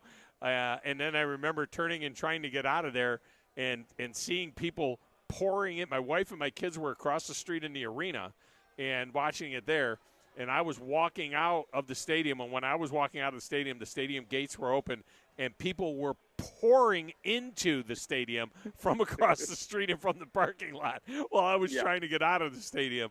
And and there's a picture that I found somewhere. I know what it is. I screenshotted it from the TV version of it. There was a TV, special about it and all that kind of stuff. And you can see me standing right in front of Rod and Stan down one level, but right in front of them. And I got my phone up to my ear, and I'm doing my call in, on CBS Sports Radio.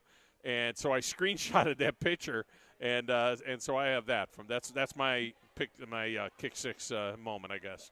It's insane, and you were right. Like, people came running from outside to try to get it to storm the field.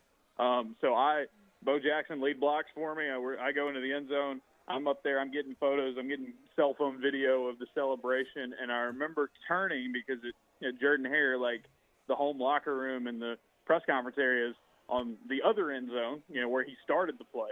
Right. And I remember stopping my phone and turning and looking towards where I was going to have to go at some point, and it's just a sea of people, just a swarm. Yeah. I mean, it's just they're just charging. It took me an hour to get across the field, just trying to weave my way through. But yeah, it's something that I'll never ever forget.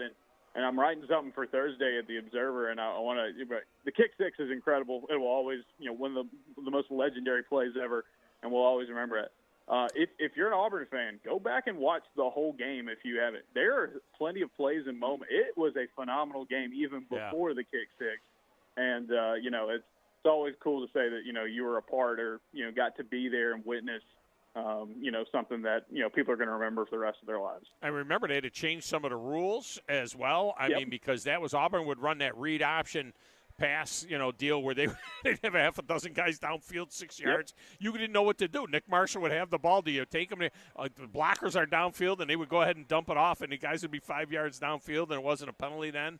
And they changed it to where you got to be within a yard or two or whatever it is of the line of scrimmage. And substitution penalties changed after substitution that one penalty.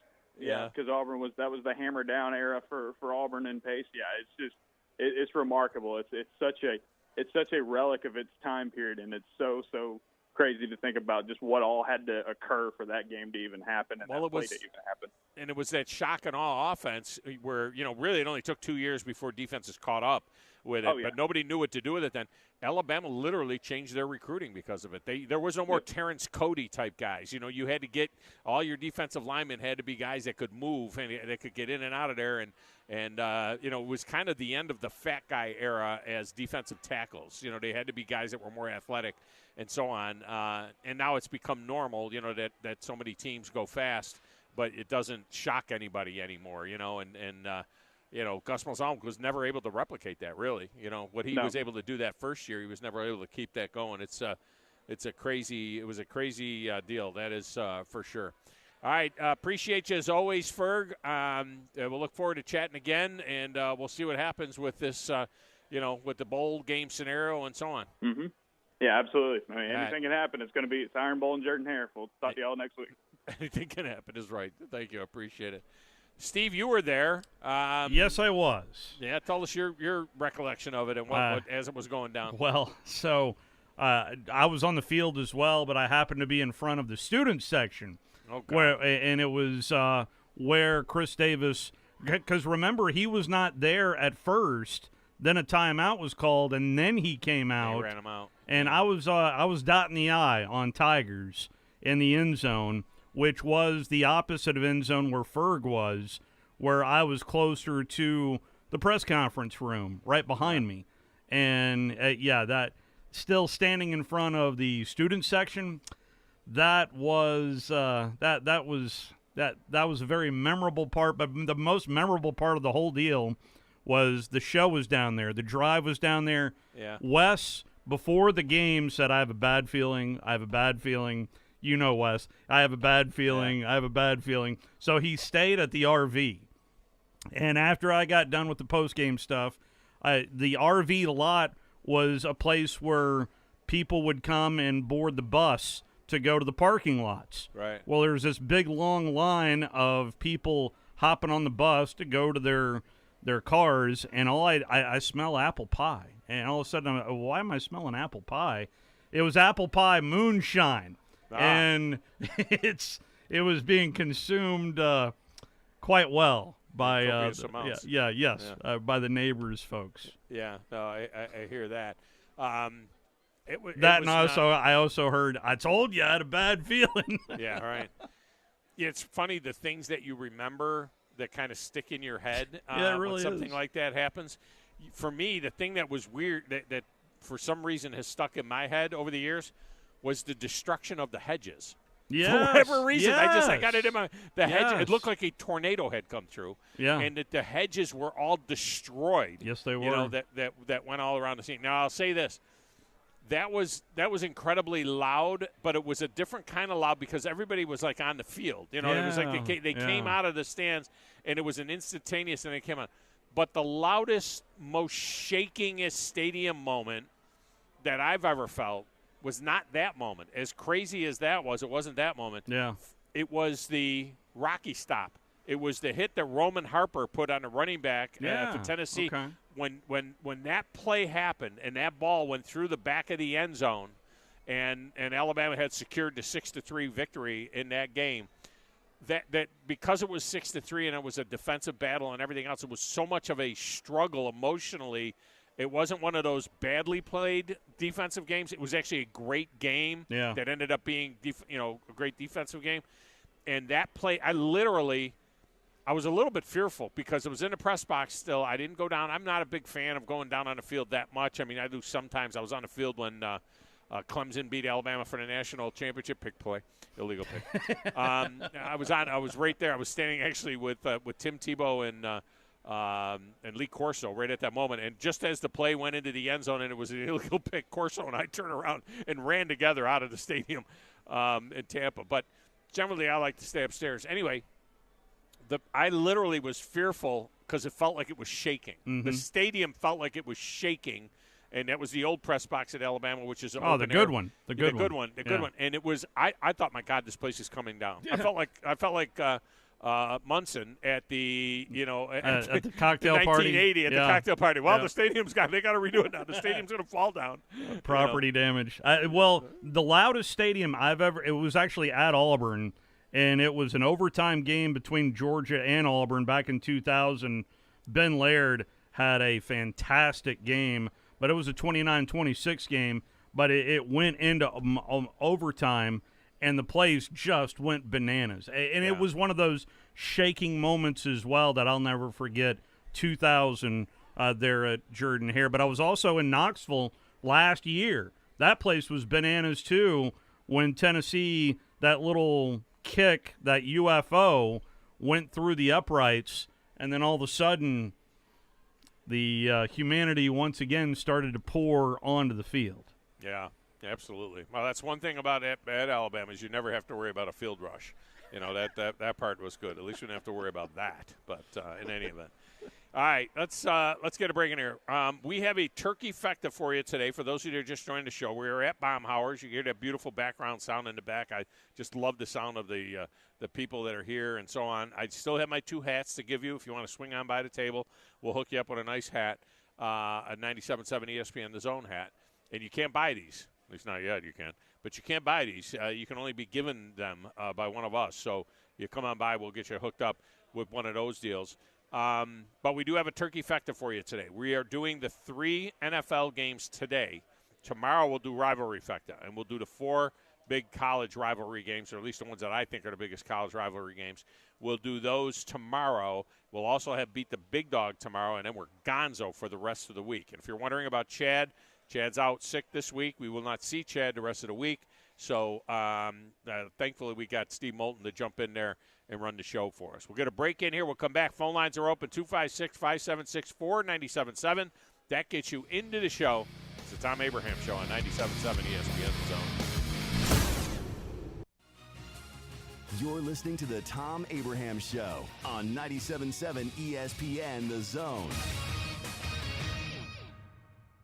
With us today, Dr. Tracy Lowry of Best Vein Care of Huntsville. When we evaluate a patient and they indeed have significant venous disease, most third-party payers, private insurance, Medicare, require us to treat every patient conservatively at least 90 days. Conservative treatment includes increasing ambulation, elevation of the legs, and the wearing of compression stockings. It's very common for folks to come see us in March or April wanting to have their veins fixed before they go into swimsuits starting in June. When we see someone in March or April, they're going to require at least 90 days of conservative treatment before we can even go to the insurance carrier to get permission to treat their veins. So if you think you have a venous problem, now is the time to come in and get a free screening so we can determine whether or not you need something evaluated. If you have a vein problem or you think you may have a vein problem, now's the time to contact us at bestveincarehuntsville.com. Football season and Bad Daddy's Burger Bar.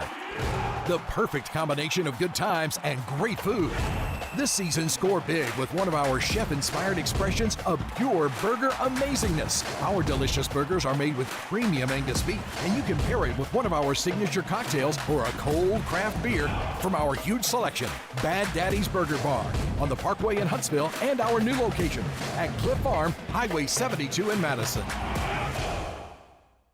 There's nothing like the freedom you feel when you're on the water in your own boat from Freedom Marine in Guntersville. And when it's time to get your boat ready for cold weather, Freedom Marine is your best choice to winterize your boat so it's ready to go next spring.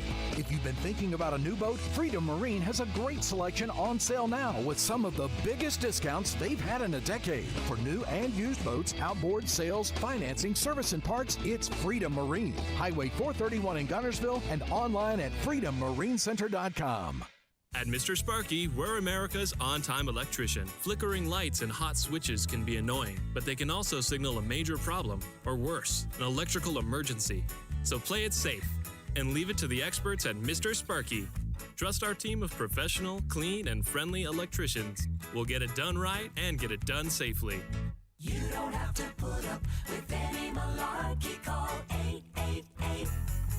888-8-SPARKY. Independently owned and operated, licensed in the respective state or county. Tom Luganbill here for my friends at Woody Anderson Ford. Bobby White and his team take great pride in their service department, and you can see it the moment you walk into those beautiful new service lanes. And just like a championship team, they all work together to make sure your experience is second to none, whether you drive a Ford or not. Also, check out the gold certified pre-owned inventory at Woody Anderson Ford for great deals every day. Stop by and see them at Jordan and Sparkman or at Woody Anderson of Madison on Hughes Road, or visit WoodyAndersonFord.com. Are you tired of chasing a roofing contractor to show up on time or even show up at all? I'm Sam Fleming with Fleming Roofing and Restoration. Our motto at Fleming Roofing is we show up. Our goal at Fleming Roofing is to provide the reliable customer service that you deserve, and we have the resources to meet all of your roofing needs: residential, commercial, industrial, replacement, or repairs. We are manufacturer certified for roof coatings, single-ply membranes, and asphalt shingles. Whenever you need a roofing professional you can count on, call Fleming Roofing and Restoration. We are committed to finding the solution that meets your needs. We don't have quotas or heavy-handed sales tactics. Fleming Roofing, we have expert experience. We show up. Free estimates, residential, commercial, industrial, replacement, or repairs. Check us out at FlemingHSV.com. FlemingHSV.com. When you need a quick response, it's Fleming Roofing and Restoration. We show up.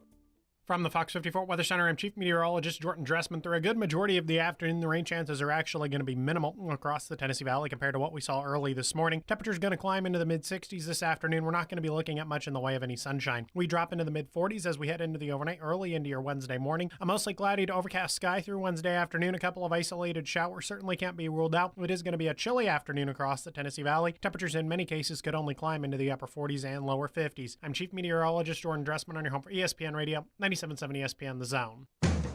Each week, check out our latest Zone deal online at 977ESPN.com. I'm eating good food. We are 97.7 ESPN The Zone.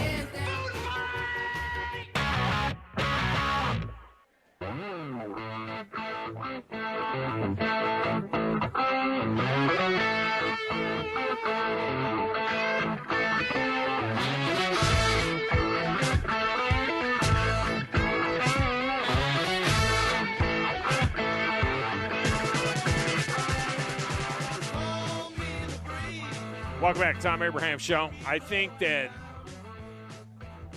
Steve is just placating LSU Lynch now, dropping a little breeze in there. Come on, did that come up generically, or did you just I did it. I did it. I did it. It's a good job by you sucking up to the listeners. I like that. Call Me to Breeze is brought to you by Valley Equipment Rental. I'll check that. I did Valley a little earlier. Wow, we love them so much, we give them 2 shout-outs. Also, North Alabama Mortgage, though. Whether you're in Alabama, Tennessee, or Florida, where Skinnerd is from, folks at North Alabama Mortgage can take care of you. You know, if you're looking at home improvements, this is a great time to use the equity in your home that is swollen a little bit, and then you can refi later. Or you can use your home equity to eliminate consumer debt forever and then refi at a lower rate. in a shorter term when those rates drop, and they will drop. Go to NorthAlabamaMortgage.com to learn more.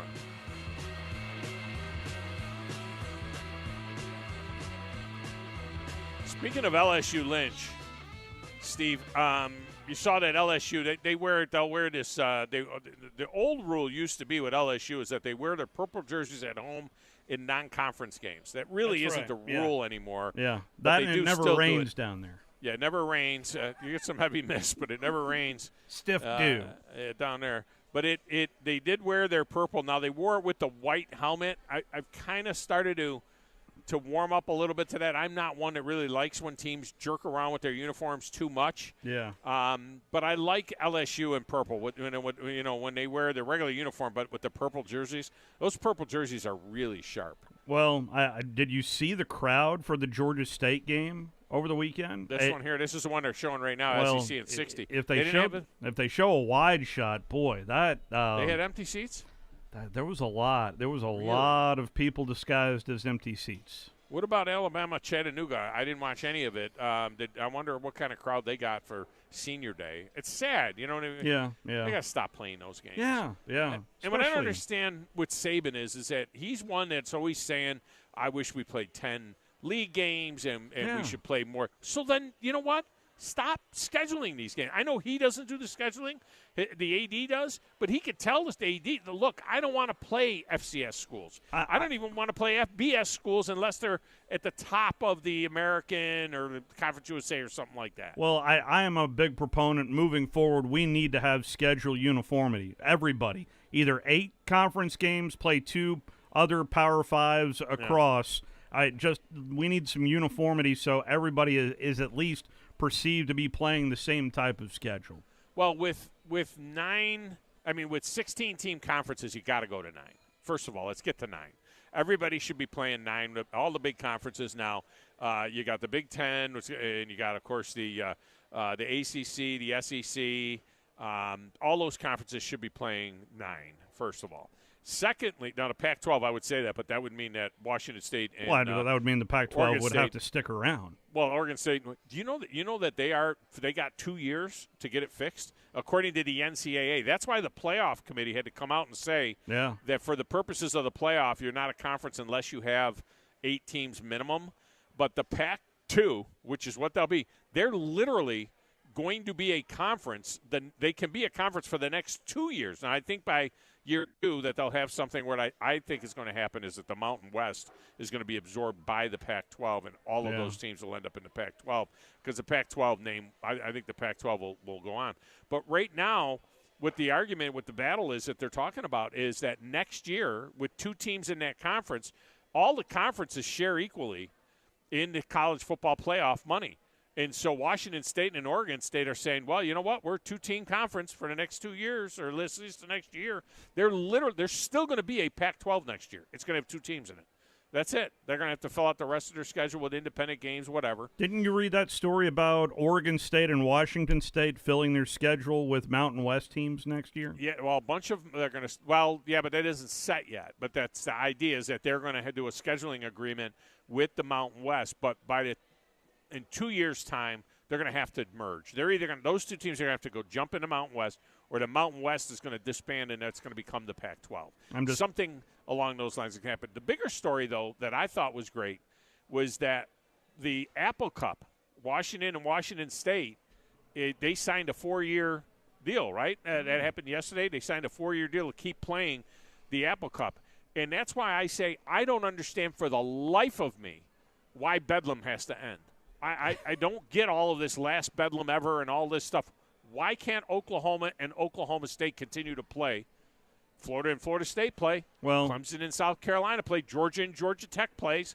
Why can't they continue playing Bedlam? It sounds like there's some bad blood that is maybe related to Texas and Texas A&M of the only reason that rivalry is going to kick back start is because Texas is coming back in. But it feels like there is kind of a little bad blood in between Oklahoma and Oklahoma State. And you heard it out of Gundy back at Media Days, back in Dallas, where it was a matter of fact of we're not moving, we're not going anywhere. And it didn't sound like that message was coming straight from him. Yeah, and he said that, but then he also said it would be fiscally irresponsible to play the game. That's what his comment was. What are you talking about? Why is it fiscally irresponsible to play that game? It makes maybe they can play South Alabama yearly. Whoops. It's crazy. Whoops. All right, yeah, right. All right, we got your turkey fecta for you here. Let's get back to the lines. We start with the Redneck Romeo, who I vanquished, by the way, and beat the big dog with the Eagles win last night. I went 4-2 in beat the big dog. Eagles, fly! So that made me a winner over Redneck Romeo, who was 3-3. Greg Screws, by the way, was also 3-3, tying his colleague Olivia Whitmere. So no blood there. They both go 3-3. And Grizz the Greek went 2-4, falling 2 more games behind me. But I can't bust his chops too much because the dude is out sick. You know what I mean? Yeah, you can't kick a Grizz when he's down. But he's 5 games behind me now. I'm just going to say. No kicking the Grizz. No kicking the Grizz. Romeo, how you doing? Hey, I'm great. One more day and I'll be eating bird. Yeah, my favorite week of the entire year. I mean, there's no doubt about it. It's the best week of the year. Oh, yeah. Chicken and dressing. I hear you. Is it dressing or is it stuffing? Because here we go again with this every year, this stuffing. Oh, it's dressing. Is it dressing even if it goes in the bird? Because then you're stuffing the bird. You know. Yeah, it's dressing. You make a big pot of dressing, get your Petrus farm mix, put a little cornbread in there. Yeah. Cornbread, no. Put it in the oven. Yeah. Oh, you got it going on. You got the cornbread stuffing. So I do the turkey and the stuffing, and I always do a special ingredient in the stuffing. It's usually venison or sausage or some sort of meat. And so I get a text from my son-in-law and daughter, who will go unnamed, the ones that live in Huntsville, who will go unnamed. They are, I don't know what they are. I don't know if they're vegan or vegetarian or what. I don't know what they are. They don't eat the turkey. They're like, I'm like, do I need to do anything special? Should I get like a tofu turkey or something for you people? And they thought I was joking. Yeah. And then my son-in-law says, oh, no, that's very kind of you. Maybe can you do some stuffing with no giblets or no venison or meat in it? That's what I'm thinking. Do I do that to a do I do a little thing of stuffing the size of 2 fists just for my son-in-law and daughter who don't eat meat when everybody else is going to eat my special stuffing with the Italian sausage and venison, which is going to be stuffed inside the turkey and will be cooked that way? Yeah. Oh, that's not the first year I was married to my wife. My in-laws were vegetarian. Oh my gosh. Oh, and we go over there, and they had this thing that looked like a bologna link, and it was sitting up there. No turkey, no trash. Oh, you gotta be And kidding on the way home, it got best at me. I said, "Are they so bad off that they serve bologna for Thanksgiving?" She said, "No, Debbie, that's vegetarian turkey right there." It's like, oh. Oh, that was tofuki or whatever they call it. It was some kind of tofu turkey or whatever. I got eat the turkey. I mean, come on, it's Thanksgiving Day. Let's eat the turkey. All right, Packers get 7.5 at the Lions. Oh, me. Packers are getting better. I'm going to still go with the Lions. Are we on? Washington gets 11.5 at Dallas. Let's go Washington. It's a bold strategy, Cotton. Let's see if it pays off for them. 49ers are -6.5 at the Seahawks. 49ers. This is for all the Tostitos. All right, Romeo, we got you in. Hey, y'all have a good Thanksgiving, fellas. All right, you too. We'll talk tomorrow. You get in tomorrow. Steve, my father-in-law, God rest his soul, hated the Dallas Cowboys. He was a 49ers fan, but he hated the Dallas Cowboys. You know why he hated the Dallas Cowboys? I can think of multiple reasons, but tell me why. Because they killed Kennedy. That's what it's a true story. He hated Dallas because they killed Kennedy.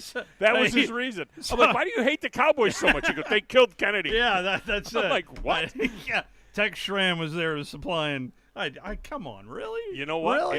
It was a thing. It was a thing to where a lot of people. And when the NFL played on the Sunday after Kennedy, remember Kennedy was killed on a Friday. The NFC and the NFL decided to play on Sunday, and Pete Rozelle took a lot of heat on it, but it was Jackie Onassis that told him, Jackie Kennedy at the time, that told him Jack loved football and he wanted the games to go on. And so Pete Rozelle decided to play those games. Well, the Dallas Cowboys were playing at the Cleveland Browns, and they had to have extra security for their buses coming in. They had they literally had National Guard security on the sideline around the Dallas Cowboys because people were so anti-Dallas because that's where Kennedy got killed. They killed Kennedy. I mean, yeah, true story. Grumpy is up next. Grumpy, welcome to the show. How are you? Hey, pretty good. Hey, one year you put that Cajun sausage, that boudin, in your dressing. How was that? Do you remember? Was good, man. That was. I'm glad you mentioned that. I might have to go down that right again. I think I'm going venison this year. I'm going to season it, heavily seasoned venison with some rub, and I think that's the route I'm going to go. Do I go ahead and accommodate 2 people out of the 27 that are going to be for dinner? Do I make a little stuffing on the side with no meat in it and no in the bird? No, I say you pick out the big pieces of meat and then tell them there's no meat in it. That's a good point. Maybe I like that. I just kind of sift through the chunks of meat and say there was no. Yeah. See, they don't even want, like, if I put no meat in the stuffing and put the stuffing in the bird, because it's stuffing. So if I put the stuffing in the bird and then took the stuffing out of the bird, even with no meat in the stuffing itself, they wouldn't eat it because it was inside the bird. So this is the equivalent of George Costanza feeding seafood to that girl who didn't like lobster because she was, but I'm all in. Yeah. More meat. Yeah, exactly. Yeah. It's a good point. Okay, we'll do the games if you want, man. Packers get 7.5 at the Lions. I'll go Lions. Are we on? The Washington Commanders get 11.5 at the Cowboys. I looked at the Commanders' schedule, man. They're hard to guess, man. Yeah. They're all over the place. I'll go with the home team. I'll go with the Cowboys. How about them Cowboys? Yeah! 49ers are -6.5 at the Seahawks. I'll go with the 49ers. This is for all the Tostitos. Gotcha, and Grumpy. Yeah. Today's quarterback that had a better passer rating than Troy Aikman is Teddy Bridgewater. Thanks, man. Teddy Bridgewater. That's a great pull right there. I've got somewhere in here, I got the Phillips response to those. Okay, here it is. No, let's see. I had the Phillip in here somewhere with his response to Grumpy on those. He's ready. I think he's ready to. Oh, here it is. Here it is. Me and Grumpy Dog on dog. Me and Grumpy Dog on dog crime Monday. I'll kick his ass. He wants to talk competition. Bleep, bleep, bleep, bleep, bleep. I'll shovel those 3 Super Bowl championship trophies and that Super Bowl MVP trophy straight up his you-know-what. Boom, shakalaka. The Phillip. So, it's on between Phillip and Grumpy. I mean, there's no doubt. All right, up next, Smokey Mike is brave enough to show his face after his beloved Vols got the tar kicked out of them after they threw up a little touchdown early to start that game. Mike, welcome back. Let's talk about the game. You always got to dig at me, don't you, Big Thom? Well, it is.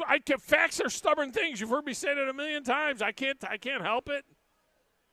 Always got to take the dig at the Tennessee fans. That's you. That's your shtick, though. That's fine. I mean, I completely understand, and that's not a big deal because today this is a glorious week. And by the way, tofu urki is what you're looking to talk about. Yeah, tofu urki. Tofu urki. You always got to go to the Rose Scholar to figure out what some things are and all that. I said, what are you guys going to eat? If there's we'll eat the sides. We'll have potatoes and corn and potatoes and a piece of pie. I mean, come on. It's and by the way, don't tell them. And it is stuffing if it's in the bird. It's dressing if it's out the bird. And that's a Southerner telling you that right now, saying that he can call it stuffing if it was in the bird. Okay. Hoo-ah! Good stuff. Yeah, I mean, stuffing. You stuff the bird with it, so you that's why the bird. It's stuffing. Yeah, exactly.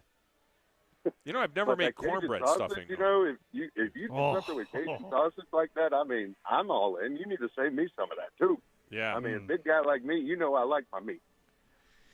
Yeah, I got a 25-pound bird, so I think I'm okay with that because of the 25 or 27, however many we're putting down at the table this year, we're light a little. We're light 5 this year. But that group includes, I think, 7 children, and they don't eat very much turkey. So, yeah, we should be good. Well, let's get to the game so some others can join in on the festivities. Packers get 7.5 at the Lions. I got to go with Detroit. Are we on? Washington gets 11.5 at Dallas. Too many points. I got to go Washington. It's a bold strategy, Cotton. Let's see if it pays off for them. 49ers minus 6.5 at the Seahawks.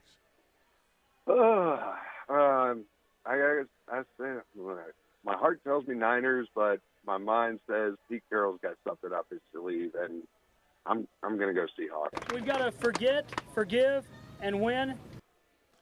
All right, man. I appreciate you, Mike. Hit us tomorrow if you can for the rivalry fecta. I will try, but if not, have yourself a happy Thanksgiving. All right, you too, man. Appreciate you. Steve, you couldn't have more traditional games Thursday. Yeah. I mean, you really couldn't have more traditional games Thursday. I mean, for the first 20 years of the Detroit Lions hosting the Thanksgiving Day game, they played the Packers. I mean, that was the game they played. It was from 45 to 63 or 64. It was the Packers and the Lions every year on Thanksgiving Day. And then in 66, when the Cowboys started playing on Thanksgiving Day, they have played Washington more than anybody else. They played Washington 10 times on Thanksgiving Day.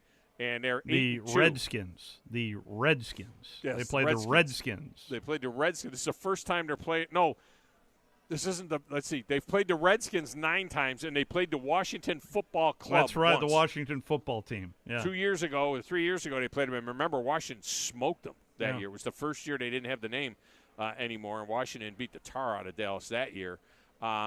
My most memorable Washington-Dallas one, and this one a lot of people will remember if you're of a certain age, Clint Longley. Remember that? Oh, Clint wow. Longley. You're going 70s. Yeah, he was the third-string quarterback, and Washington was going to kill him. They had Joe Theismann, Joe Theismann. Yeah, Joe Theismann before they changed the name. But they had Theismann in there, and they were loaded, Washington. And the Cowboys quarterbacks were first and second string quarterbacks were down, and they had to go with Clint Longley. It was the only thing he ever did. Yeah. Was win that game. Well, I mean, he was amazing. There for a minute in the 80s, it would be the only time Dallas would get prominently featured because they were so bad for such a long time there in the mid-80s. And there would be one quarterback after another. I remember that kind of revolving door there in the 80s. At the latter portions of Tom Landry's. The end of Tom Landry. Yeah. Well, even in that one in 2019 or 2020, was it 2020, the COVID year? In 2020, when they played Washington and Washington beat them badly, that year both teams were 3-7. I mean, they came in at 3-7, but it's sports eye candy. It used to be sports eye candy. It's sport. I refer to it all the time, Steve. I don't know if you've ever listened, but I refer to certain matchups as sports eye candy. Yeah. And one of them is when the Cowboys and the Packers are on the field together, or the 49ers and the Cowboys wearing their traditional uniform. That's sports eye candy. In baseball, it's the Yankees and the Red Sox. In hockey, it's the Bruins and the Canadians. It's sports eye candy. What, in college football, that'd be Alabama and Notre Dame? No. In college football, for me, sports eye candy, there's a couple of them. One is the Iron Bowl, but one of the biggest ones is the LSU game because it never changes. Because LSU wears white at home. Yeah. Alabama and LSU always look the same. Yeah. So it never changes, right? What's your name? He's giving away a hat currently, folks. He's got one left. I got one over left. there at Baumhauer's, so swing Iron on by. worker. Hey, New York City iron worker. This is one of my dudes here. This local 399 of the Iron City of the Jersey City Iron Workers. I coached a game. Remember, Jersey City College played in a stadium that was on an island. Seems like it's out there on the Hudson River in like a little peninsula. That's wherever it was. Where Jersey City. I coached against Jersey City one year, and all I remember is that the stadium was literally on a little island. Yeah. Was it Staten Island? It was that other island. It was Roosevelt Island. That's what it was. Is this where I throw to a break because it's 52 after right now? Yes, let's go to a break. All right, let's go to a That's break. a good idea. Thom will continue his conversation there at Baumhauer's Victory Grill. We'll be back. You're listening to the Thom Abraham Show on 97.7 ESPN The Zone. Ann Adams with Berkshire Hathaway Rise Real Estate is the one name to know if you're buying or selling real estate. With years of local experience, Ann Adams offers buyers in-depth knowledge of the local housing market and will narrow available properties down to those you'll be interested in so you can save time when shopping for your new home. If you're ready to sell, Ann offers a seamless process using accurate pricing and expert negotiation skills to make sure you get a fair price for your home. Call Ann Adams today at 256-337-2625 or log on bhhsriserealestate.com. Have you ever turned your back on God? Have you ever absolutely known the right thing to do and just turned around and walked away in disobedience? I know that I have. Aren't we thankful for our great and merciful God who loves us and forgives us and remembers our sin no more? I'm so thankful that His mercies are fresh every day. I need that, and I suspect you do too. Hey, I'm John Dees, pastor of Cross Point Church, and if you're looking for a church home, come see us. We're smack dab across the street from the YMCA in Madison, and check us out at cpcfamily.org. The kitchen is the heart of any home. It's where the family gathers. It's where kids discover old recipes and make them their own. Just starting out or just now getting started on the dream kitchen you've always wanted? I'm Chris Haygood, and from all of us here at Bob Wallace Appliance to the home builders and the homeowners of the Huntsville area, a heartfelt thank you for buying local. We're in Huntsville, Florence, and Coleman, and online at bobwallaceappliance.com. The new favorite place for delicious Mexican food is Coralejos Mexican Grill in Huntsville. Check out their reviews on Facebook and you'll see what people are raving about. Enjoy drink specials all day Monday through Thursday, like house margaritas for $3.99 and 12-ounce drafts for $2. Even vegan-friendly entrees on Monday starting at $5. Coralejos Mexican Grill, 1658 Old Monrovia Road in Huntsville. Follow them on Facebook and Instagram to stay updated on their specials. Southern Fidelity Mortgage. Think of them as a loan for everyone, offering more products than anyone else and the guaranteed lowest rates and costs in town. Of the 2,000 loans that Southern Fidelity Mortgage has pre-approved over the last 10 years, all but one have closed. That's unprecedented in the banking business. For FHA, VA, rural development, and conventional mortgages, for the best mortgage experience in town, it's Southern Fidelity Mortgage. Call Southern Fidelity Mortgage Company at 256-656-5936. November in Alabama means one thing. Alabama and this SEC football arch rival meet in the Iron Bowl. The Iron Bowl. What is Arkansas? No. Listen for full coverage of the Iron Bowl right here on 97.7 ESPN The Zone. Correct response, what is Auburn?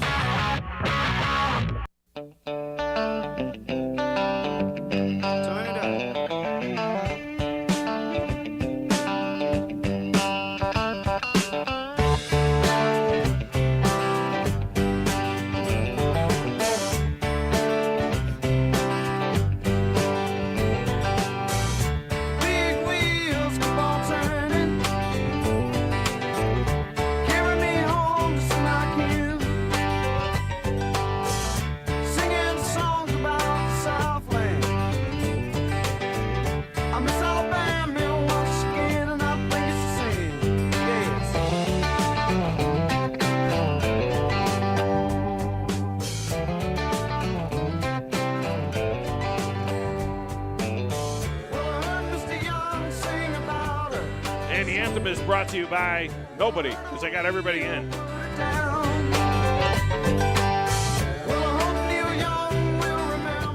Patricio was the old boy's name.